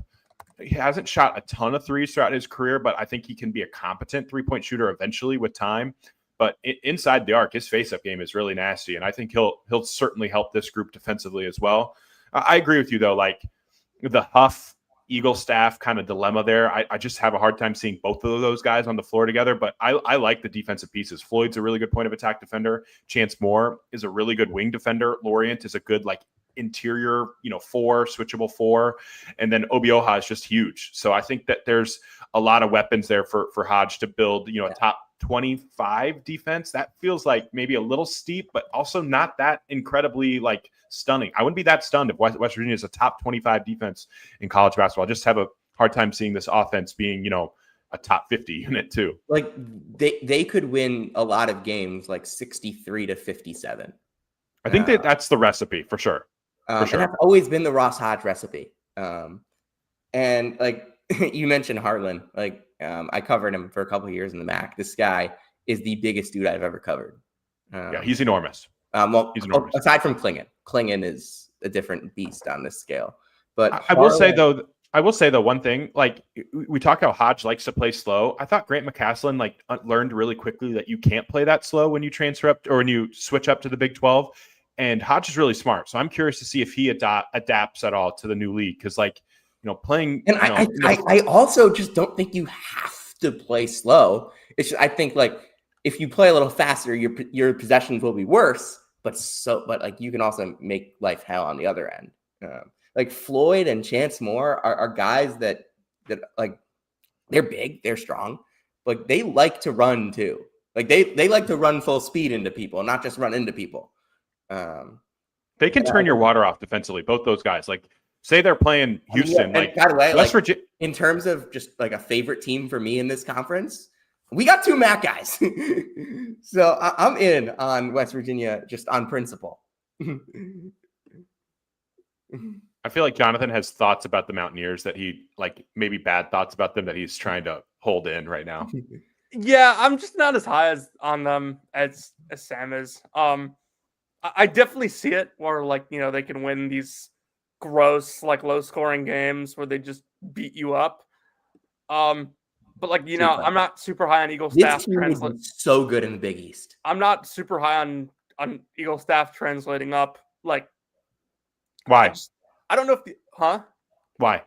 I just don't think his shot profile is like super great for this level. Like he seems like one of those guys. I think it'll be more off ball stuff though. So like I think that's the idea is like he's not playing on ball because like they have Floyd, Huff, Jenkins. Like I don't know. I don't. I'm with you a little bit. I'm kind of the same type of. I'm smelling what you're putting down type of deal. Yeah. Like I like when think that there's a chance it goes was committed to South Carolina, I hated it. Like that didn't like I hated that. Look, I think I think it's a better fit with guys around him that I know are competent. Like if I were to make a comparison, I think if this team has success, I think it'll feel a lot like 2024 South Carolina. Where like they win like these gross high variance games and like nobody enjoys watching them. That team was a good team though. Yeah. They got a 6 seed. They what did I say about that team? They zagged while the rest of the SEC zigged. Yeah, they beat Tennessee in a game in Knoxville that like they had absolutely no business winning. And like I could totally see this West Virginia team winning a couple games like that. Right. I think your point though about like there's only a one way for them to win is probably the biggest reason why it couldn't work. Because there's a couple teams that we're about to talk about here that I think you could argue are more talented. And I definitely think the 10th team is probably like on paper more talented. It's just that with Cincinnati, who I have at number 10, we haven't seen it with Wes Miller yet. There's a lot to like, a lot to dislike about this team. I think there's just kind of a lot, Isaac, Jonathan, either of you guys want to start? So Jonathan, take this one. Yeah. So the first guy I'll mention on this one is Sean Abayev, who is like weirdly a freshman I like. So he's the freshman that like makes absolutely no sense for this team, and what they want to do. But like I like his skill set. I think there are a lot of places around the country that like could use a guy like him and his scoring juice. However, I also think that he may have a 96 offensive rating this year, and just it could not go well. We know this team will defend. Wes's teams always defend, but I think with Thiem and Haynes, I think Abayev and like maybe like a guy like Keyshawn Tillery and Kirk Creasy even is like that's the way that you're gonna raise your ceiling offensively. Otherwise, this is just like a safely like floor team that'll win Big 12 games, won't make the tournament, will be painful to watch throughout the year, and Wes Miller will be looking for a new job. The one thing I will say with Cincinnati this year that, remember last year it was like, our biggest question was, can Dylan Mitchell and Aziz Badego play together? Because both weren't shooters. I think we got a resounding answer about that offensively. Yeah. This year, I like the idea of Baba Miller and Mustafa Cham playing together in that front court. They're very long, very athletic, can really protect the rim, and both can shoot it a little bit. You have to guard those guys out at the stripe. I'm curious to see, Jalen Celestine probably as a backup 4 can come in and here's another forward that like can stretch the floor. So I'm curious to see like what Wes Miller's offense looks like now that he has bigs that can shoot threes, because he just didn't have that in the past. And then you kind of mix in someone like Jalen Haynes, who, as long as they play Haynes with like a Baba or like a Celestine, I think that makes more sense. Sam, I have a question for you before you start giving your analysis. I don't remember exactly when this was. I want to say it was like a couple weeks into the season last year. I was parking in the Hit Street garage at the University of Missouri, and I was on the phone with you, and I believe the sentence you said to me was, "I'm just done with Baba Miller." Do you still feel that way? Honestly, like not really. Like okay, you kind of won me back a little. Not all the way. I'm done with acting like he's this like. I'm done with acting like he's gonna like be good in the NBA. I had like NBA hopes when he was I'm done with like the NBA idea for him. But like as a guy that can be like a solid 4-man, stretch 4 athleticism, I'm not out on that. Although I will say, going from John Jacobs to Wes Miller isn't necessarily the greatest thing for offensive ecosystem, like thought process. Like that's a little bit of a concern. I will say, we haven't talked about Jizzle James leaving the team. Hopefully everything is okay with him and he can find his way back on the straight and narrow. But this for offense, I think it will help you a little bit to have like a Day Thomas or Kirk Creasy, who a big chunk of their shots will be threes, not 15-footers. And so I'm just like, I think there's a math way for this group. There's a math way for this group for Cincinnati's 3-point volume to go up just based on the personnel, and for the offensive ceiling or offensive floor just to rise just a little bit, because the shot quality is different, in my opinion. Yeah, I mean, I'm not the biggest Day Thomas fan. I think he's all right. I agree. But like, there's enough bites at the apple. Like, if Day doesn't work and Kerr has to play more, like, sure, that works. And I'm not the biggest Kerr fan either, but like that. I like him more than Sincere Harris. I think Sincere Harris is gonna like give it to you defensively and have like a 61 offensive rating. And I'm not sure it mattered. Like, you got there eventually, but what I was gonna say is like Sincere Harris obviously is a good defender, but I also think he's one of like the 5 worst offensive players in high major college basketball. Oh, no doubt. Like, no doubt. In terms of guys that aren't centers, like easily. And then you look at the combination him and like Thiem, like not like Thiem, like maybe a little because vertical spacing. Like neither of those guys are giving you like a ton offensively, or anything at all. And then like watching Sincere Harris play offense, they really need like Baba to hit shots and Sean to like be good. Like watching Sincere Harris play offense is like watching like freshman year Taman Lipsey if Taman couldn't pass. Like or dribble. Yeah, or do anything. Like, it's just guys sagging way off and going under screens. It's really exciting. He is the Brenton Doyle of college basketball.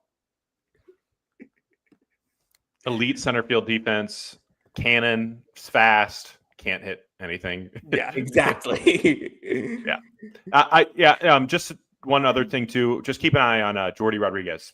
They think that he can really help them. We'll see if they're right about that. But again, I think we could be talking about Cincinnati running out some lineups where they have 5 legit shooters on the floor, and I'm just curious to see how it works. Because if Wes you can't Miller know that? well, I'm just curious to see if it works, and I have to leave it at that. Has Wes Miller turned these guys into bad shooters already? I think the biggest stat that I found with Wes Miller, even dating back to his days like before the Cincinnati job, I don't think he's ever had an offense, or maybe one offense in his entire career has finished in the top 3 in league play. All right. That's it. Crazy. That's crazy. Let's talk about my number 11 team, TCU. And like it gets ugly fast with these Big 12 teams, man. Because I was doing like write-ups for all the teams in my top 100. When I got to TCU, I was like, okay, like what am I saying about this team that I like I can write one sentence about how I like Liu Lelavicius. I can write one sentence about I think Tanner Toulson's good. I think Brock Harding's good. But I don't really have much to say about them.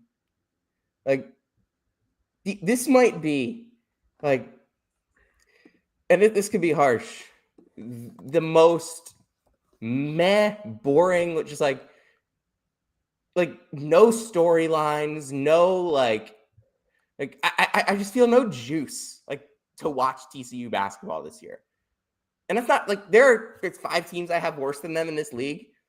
Like they all will have some level of I'll tune in for them for something. Probably something bad. But like TCU, like what am I watching TCU basketball for this year? You're watching David Punch showcase himself as one of the best wing defenders in college basketball. He is one of my favorite defenders when I was going through tape for my top 100 defenders thing that I put together. He held Keyshawn Hall to like a 3 for 18 game one night. Keyshawn Hall to 3 for 18 sometimes. Not often, because Keyshawn Hall, anytime Kansas walked on the floor, Keyshawn Hall was ready to kill. David Punch is excellent. Keyshawn Hall's brain needs to be scanned. Like it might be the most interesting brain in college basketball. Him and Chad Baker-Mazara. They'd get along great. But I think Punch could assert himself as a future NBA player this year if he puts it all together. He is a really, really fun player that I think defensively just creates a ton of havoc. If the offense continues to coalesce with him, like he reminds me a little bit of like Solomon Washington at Texas A&M, where the defense, absolutely an NBA player defensively. And if the offense is good enough, he could eventually get there one day too. But the thing that I look at with this group is a buy low spot on Jaden Pierre, who I think is going to have a chance to be interesting now that he doesn't have to play point guard a ton. And Brock Harding and Jaden Pierre, just on paper, those 2 guys are very fast. I think TCU gets back to playing in transition a ton like they were a couple years ago. Really and they're flying up and down. They are small, but that's why they have to play fast. And so I think you're going to get back to seeing TCU play at like a breakneck pace and try to lead the league in transition scoring again, because that was kind of like their MO earlier. And if you're going to have 2 small guards, you better have awesome, big, burly forwards. And TCU has a ton of them. Punch, Micah Robinson, Jace Posey, like go down the list. Like that's the type of archetype they have. Like, I think in terms of the roster build, like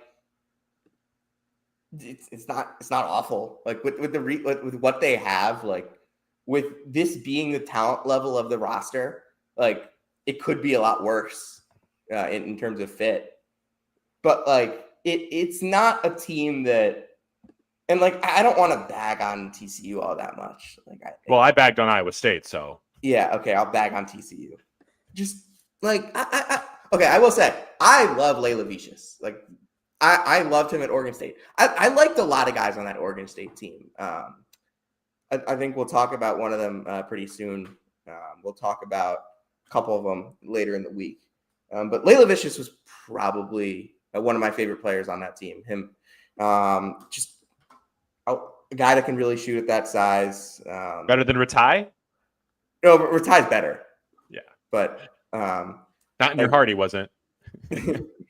Yeah. I also think Toulson, kind of a winning. He's been a winner. Harding, Jonathan knows, was a winner in high school. There's guys with winning DNA on this team. Yeah, I think they finish higher than 11th. I really do. I just kind of what you said about West Virginia, like they're not going to be fun to watch. Like I don't really feel like I'm going to enjoy tuning into TCU games this year. Are they just like, if they're going to play fast, I think there's a chance that like the roster identity kind of gets back to like the year before they had expectations.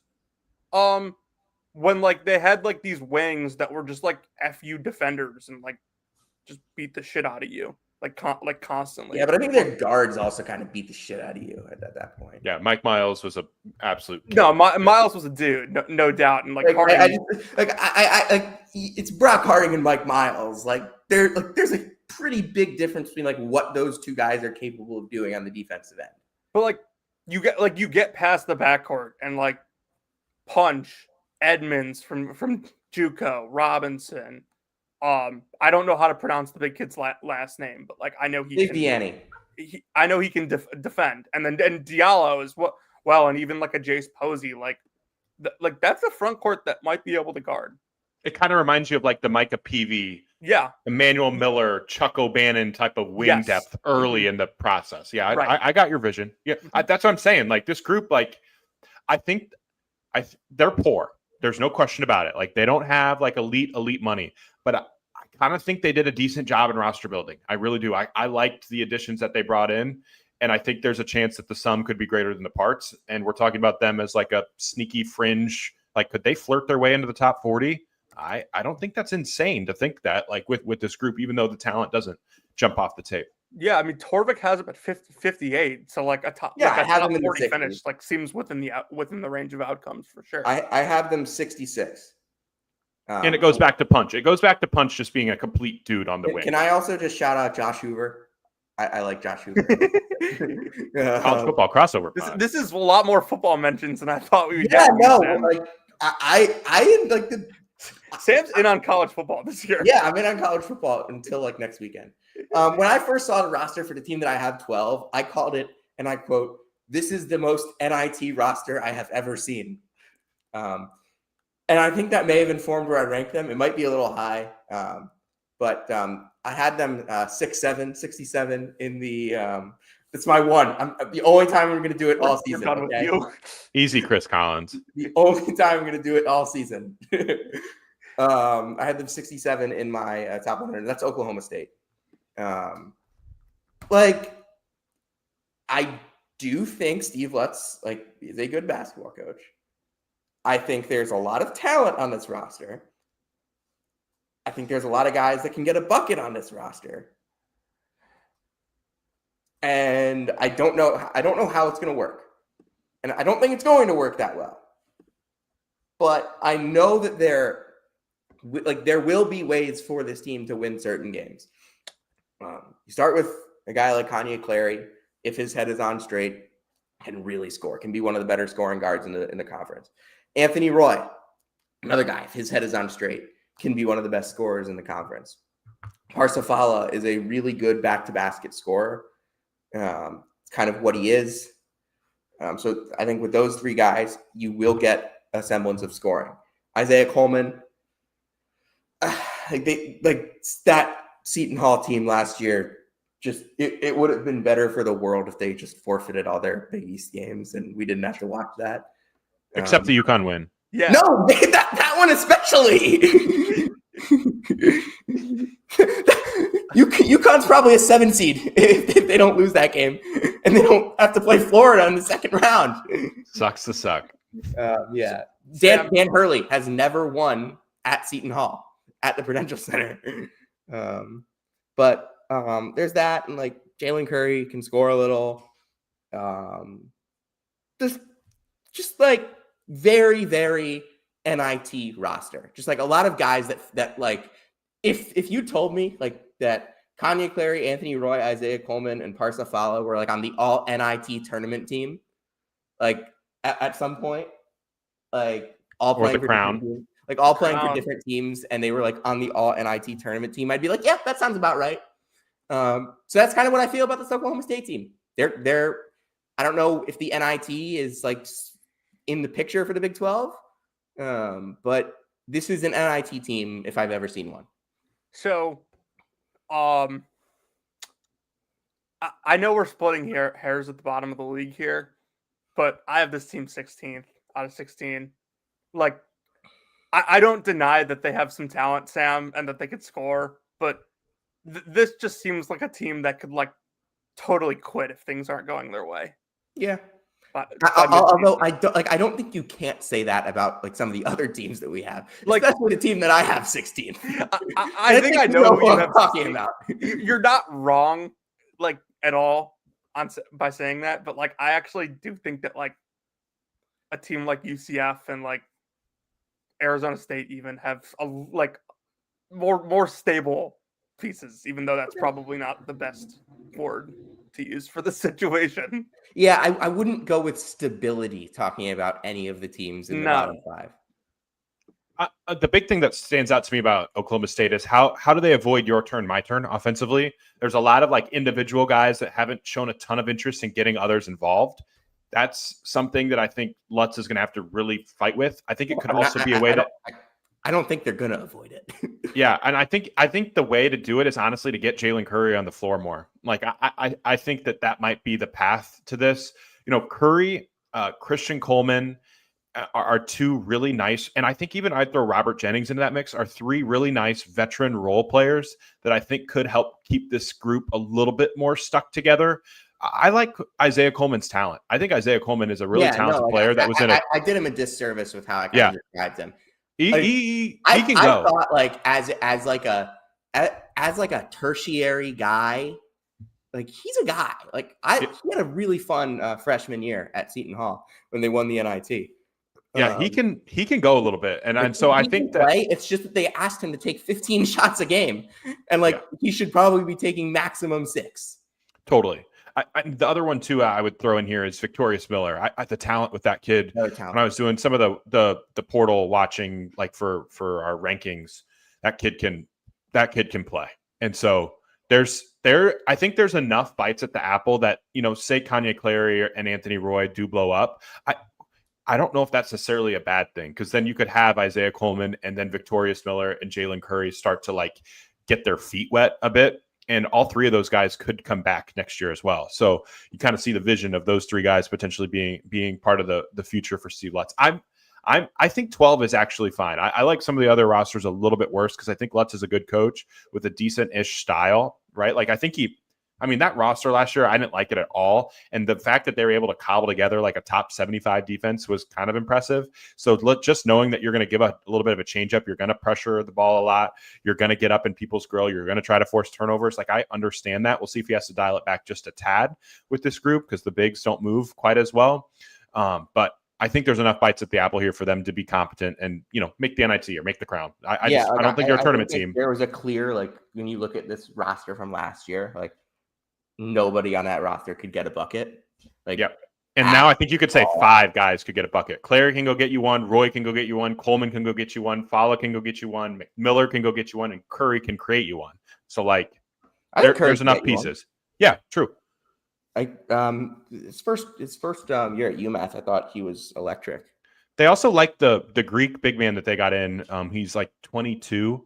Lefteris Manzoukas, how you say it?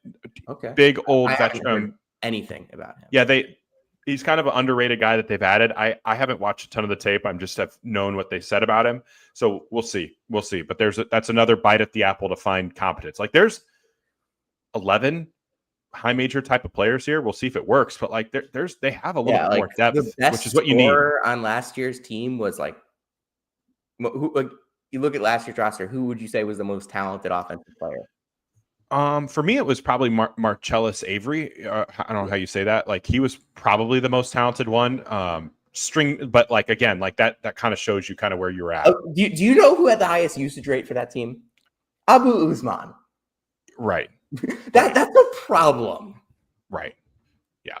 And, again, like Bryce Thompson didn't have the year that they thought he was going to have. Khalil Brantley Brandon was Newman fucking was same deal. But yeah, I do think that like there's a little bit more talent here than I thought. Who do you have at 13? That's Colorado. Okay.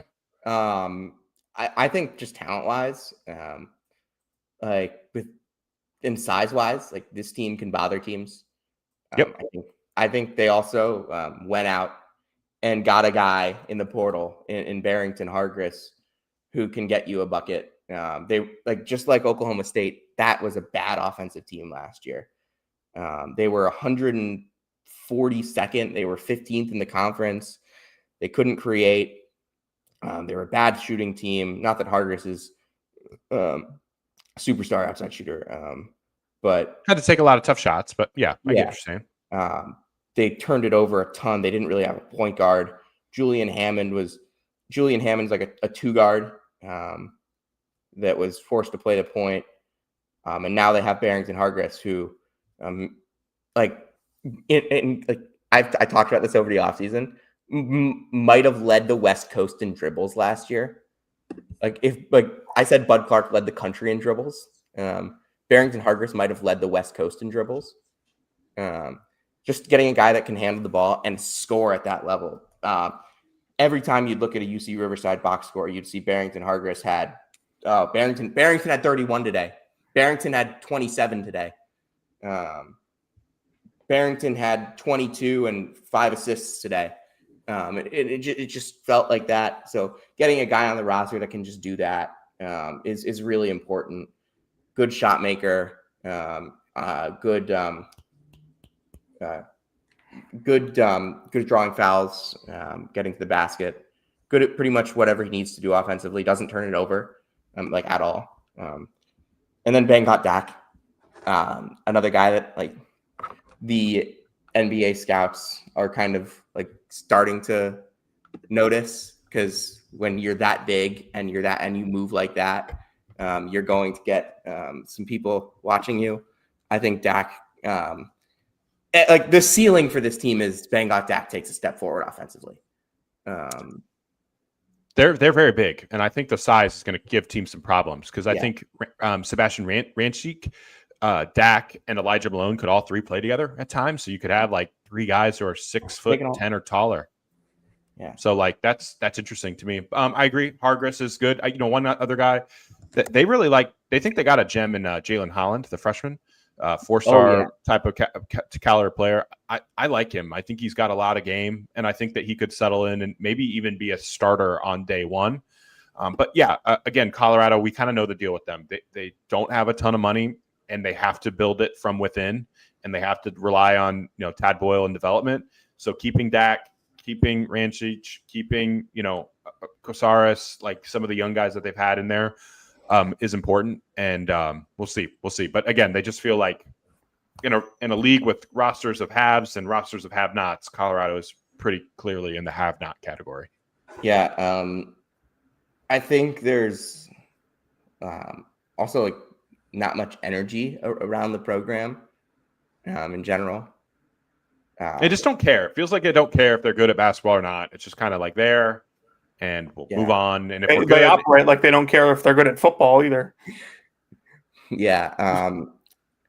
A third football reference. Good luck, God. Yeah. Hey, we might get a 4th and 5th with the teams I have coming up, because I got to shout out some of my dudes on my fantasy team. But real quick, I'm probably the high man on Colorado. I almost missed giving you a chance to talk about your guys. I mean, I'm probably the high man in the country on Colorado. I think that's me on Washington. So. I think Tad gets the most. I don't know about now. I think Tad every once in a while will get the most out of rosters, and now that some of these guys are a little older, and you bring in Hargress, and a lot of these freshmen have been talked about as positives for this team. I think they could surprise some people and finish 11th, 10th in the league. It's possible. I'll have to go back and look at my notes too, but I randomly feel like I liked Andrew Crawford last year, and he did not play, so we'll see.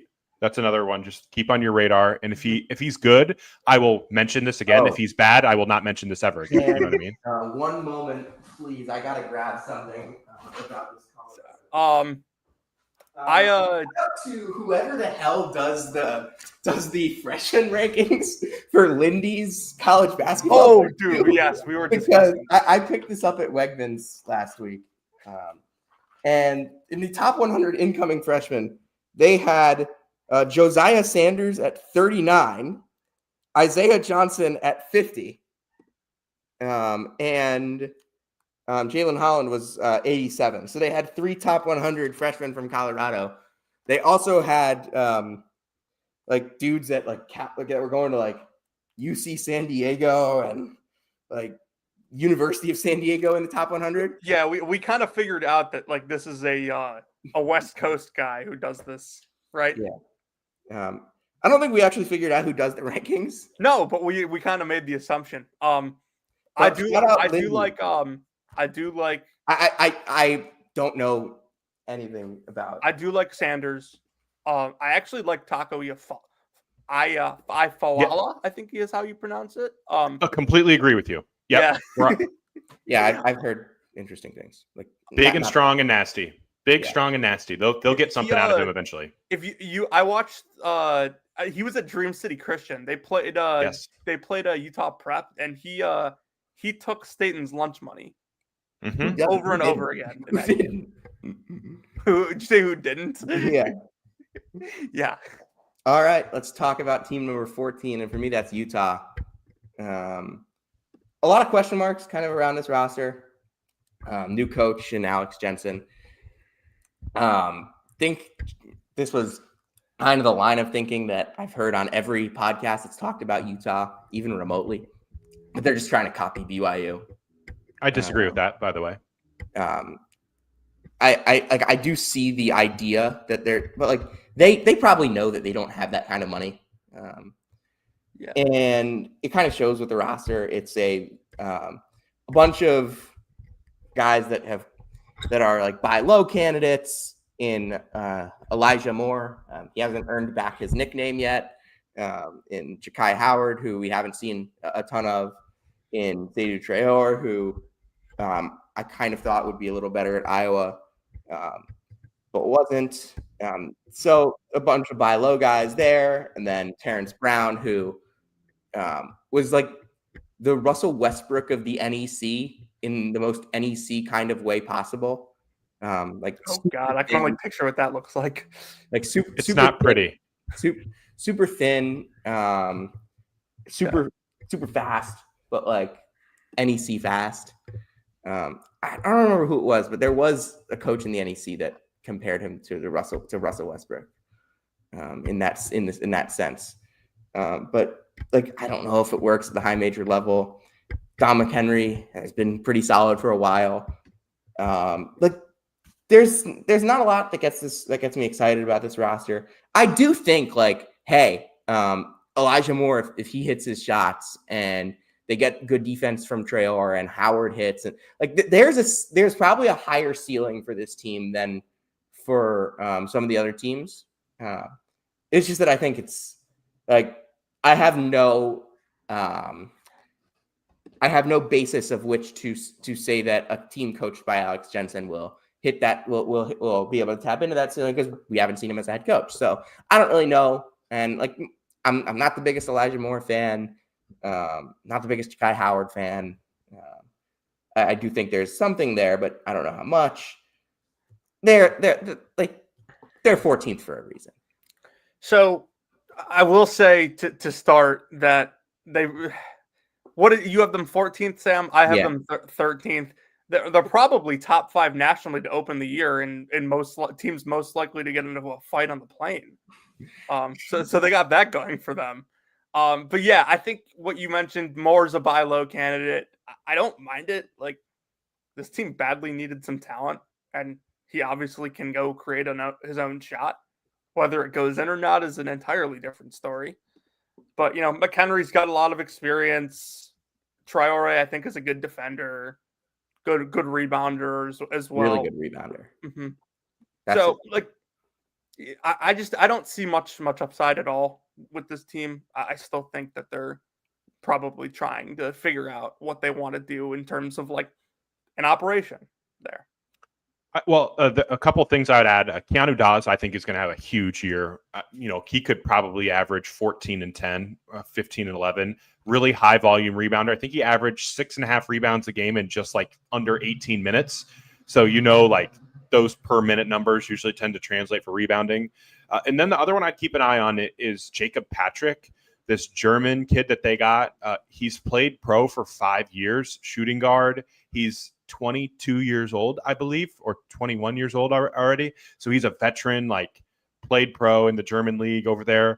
And the tape is not bad. He's 6'5". He could shoot it. Like he's got some measurables and size and shooting that I think Alex Shinson is looking for. And I think he could be a really big part because some of their guards like just scare me a little bit, right? Like I think I like McHenry, but I'm a little nervous about Brown's translation up to the high major ranks. But for me, it's Hayes Jacob Patrick and Keanu Dawes, who I think those two guys could, if they are what Utah thinks they might be, that's the path for Utah to get out of the basement, along with the Ja'Kai Howard, Seydou Traore, Elijah Moore kind of breaking out, and McHenry just being really solid. I think McHenry's the second best player on this team, but I don't know who's third, and Patrick should certainly like slide into that mix. Yeah, and shout out Devin Dampier. He's been giving me a lot of fantasy points. Number 5 reference of college football. Number 15, UCF. I honestly, these last two, like you could flip them in kind of any order. I don't really have a ton of good things to say about UCF. I kind of another team that kind of went in on that roster build last year that was really high variance, and like it could have gone a lot worse than it did. They were good some nights. They were really good some nights. I mean, that was what it always was going to be. Like they were always going to be really good some nights. I think they got about as much out of Keyshawn Hall as they could have asked for. And it got Keyshawn Hall to Auburn. And we'll talk about him later tonight. So, but yeah, I mean, this is a team that won 20 games last year. But like the roster is still like not good. Can I say this real quick? I think UCF broke one of my rules of roster building of pairing a non-shooting point guard with a non-shooting center. That is something I am completely out on. And we have a lot of history of that just not working. Themis Fulks shot under 25% from three. Are they trying to are they trying to build Milwaukee? Like they got and like they were gonna have BJ Freeman too. Right.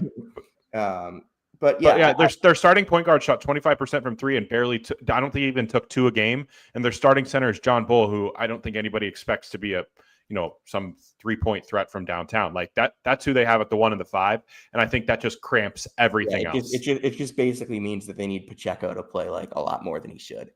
And Riley Kugel. And I love Melo, but like really, like he's there because he can shoot. Yeah. Go ahead. There's some awesome names on this team to start. Just some names that like remembering some guy. Like this will be an elite remember. In 5 years when we're on the phone at like 2 a.m. and I ask you who started for UCF in their Big 12 tournament loss. George Beal, Jordan Burks. Like these are some great names. And second of all, I just remembered John Bull was a McDonald's All-American over Morez Johnson. One of the most egregious. That is insane. I mean, the fact that Con Knipple wasn't an All-American or McDonald's All-American tells you all we need to know about the McDonald's All-American thing. Yeah. Even Sherelle was a McDonald's All-American too that year. Nice player. Big breakout. Not bad. But like I did not realize he was a McDonald's All-American. It's always great when the McDonald's roster. John Ball was clearly way worse than everyone else. No. The McDonald's rosters get announced, and like all these people will say like that, like X got snubbed, and X is just like a player who very obviously should not be in the game, but has like a famous dad. Every good recruit right now, they're either sons of football players or sons of NBA players. Yeah, we've had discussions about about Marcus Spears Jr. I will say about this UCF team, though, they do sneakily have some grown men at the 4. Like Stillwell is a beast, and Devin Cambridge too. About Stillwell last year. Love Stillwell. Yeah, Stillwell's nasty, and Cambridge I think has some nastiness in him too, physically wise. Has he been in school? A lot. He's a guy that's going to be on trivia of like which teams did he play for, right? Like he'd be, if we had a college basketball immaculate grid, Devin Cambridge would be a really good person for it. Dr. Cambridge. I'm going to just start calling him like a reliever that pitched for a lot of teams, like Mark Zipchinski. Justin Wilson. Right. So, but yeah, I mean, I think defense is the way for UCF to just be their way to be competent, because I just don't see a lot of shooting on this roster. I don't see a lot of individual playmaking on this roster. And I think Riley Kugel is going to take 20 shots a game. I don't know what that looks like if for your offense, if Kugel is like the number one driving force. Like. It's not good. We'll see. I tend to agree. And then number 16, Arizona State, a team that has a coach that is coaching on a contract that expires at the end of the year. They have no interest in bringing him back, it seems like. But they were not proactive enough to get rid of him this past offseason. So, and like the roster itself is like, there's Mo Odom, there's Marcus Adams, and then a lot of not much.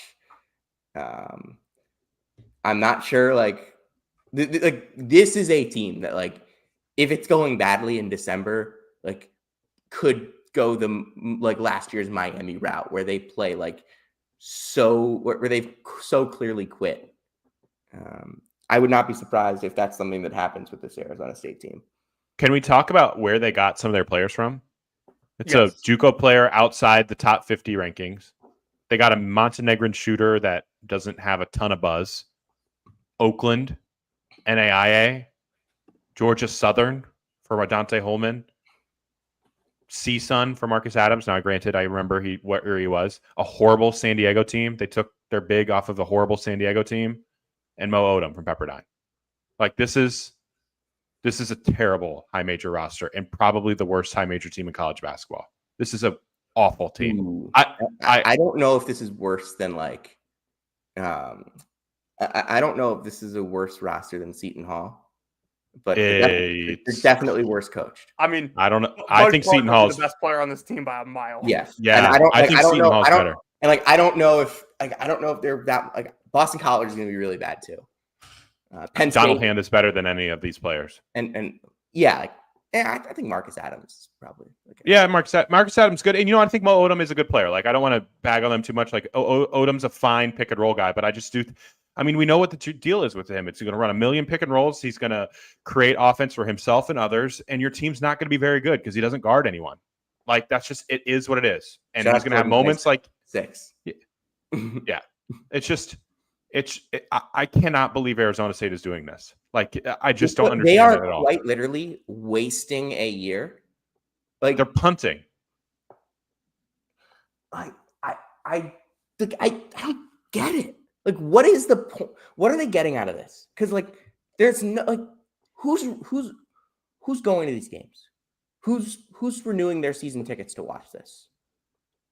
Like, I don't know. It just feels. This is an athletic department that, like, should be capitalizing on the momentum of a college football playoff appearance, and kind of using that to kind of whisk themselves into a new era. And they did that in women's basketball. They hired a really good coach, a young coach in Molly Miller. Why, like, Bobby Hurley has gotten stale at this point. It is not working. They know it's not working, and they didn't get rid of him. What's his buyout? I mean, just coach the end of the season, don't renew a contract and call it good, right? I don't know what the buyout number is off the top of my head, but he's a lame duck. He doesn't have his contract. I know that the bottom of the Big 12 is advantageous, right? Like, there's rosters here that aren't crazy much way better, right? Like than Arizona State, but I could easily see a scenario where they are 2-18 in conference play. Yeah. All right, let's go through some conference awards. I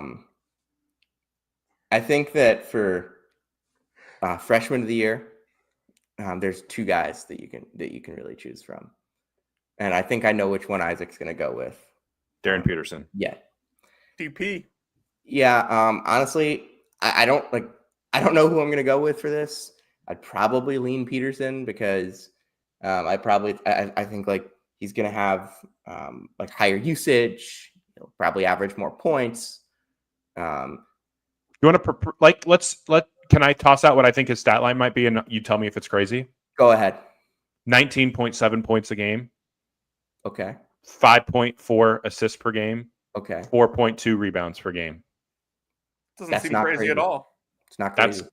I think he's going to have nights like Dylan Harper did for Rutgers last year, where it's just like, oh my good God, he is murdering a team on national television.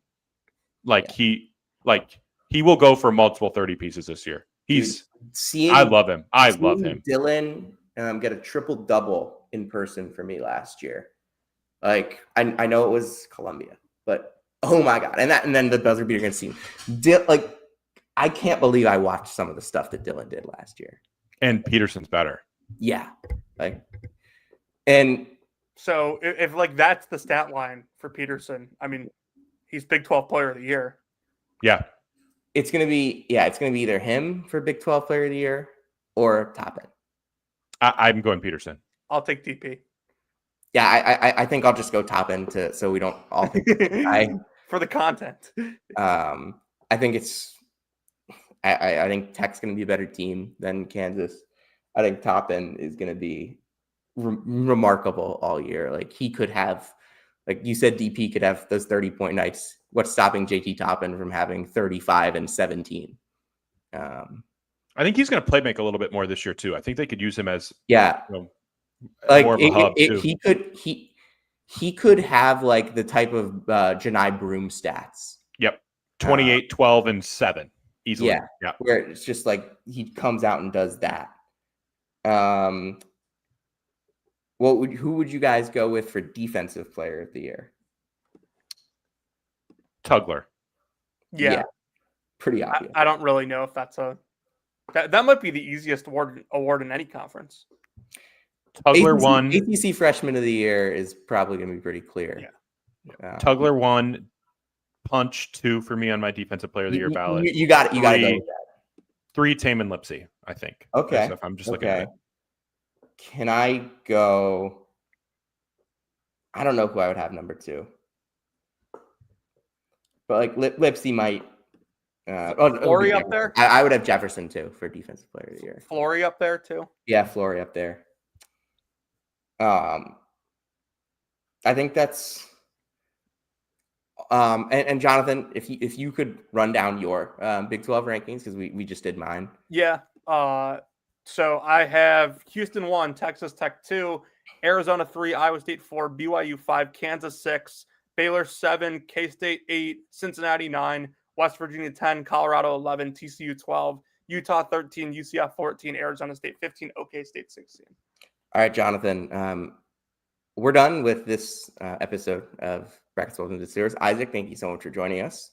We'll be right back in an hour with Will Warren, who is spending his last 2 hours before watching his Detroit Tigers in a winner-go-home game with us, talking about the SEC. Jonathan, would you like to take us home? Oh, Sam, there's nothing more I would like to do. If you came to hear about Tyler Self and where he's working, you came to the right place. If you came to hear about Anthony Roy and Kanye Clary on the same team, you came to the right place. And if you came to hear about the latest happenings with Caleb Grill, you came to the right place. This has been Season 6, Episode 38 of Brackets, Bubbles, and Bidstealers, and we'll see you next time.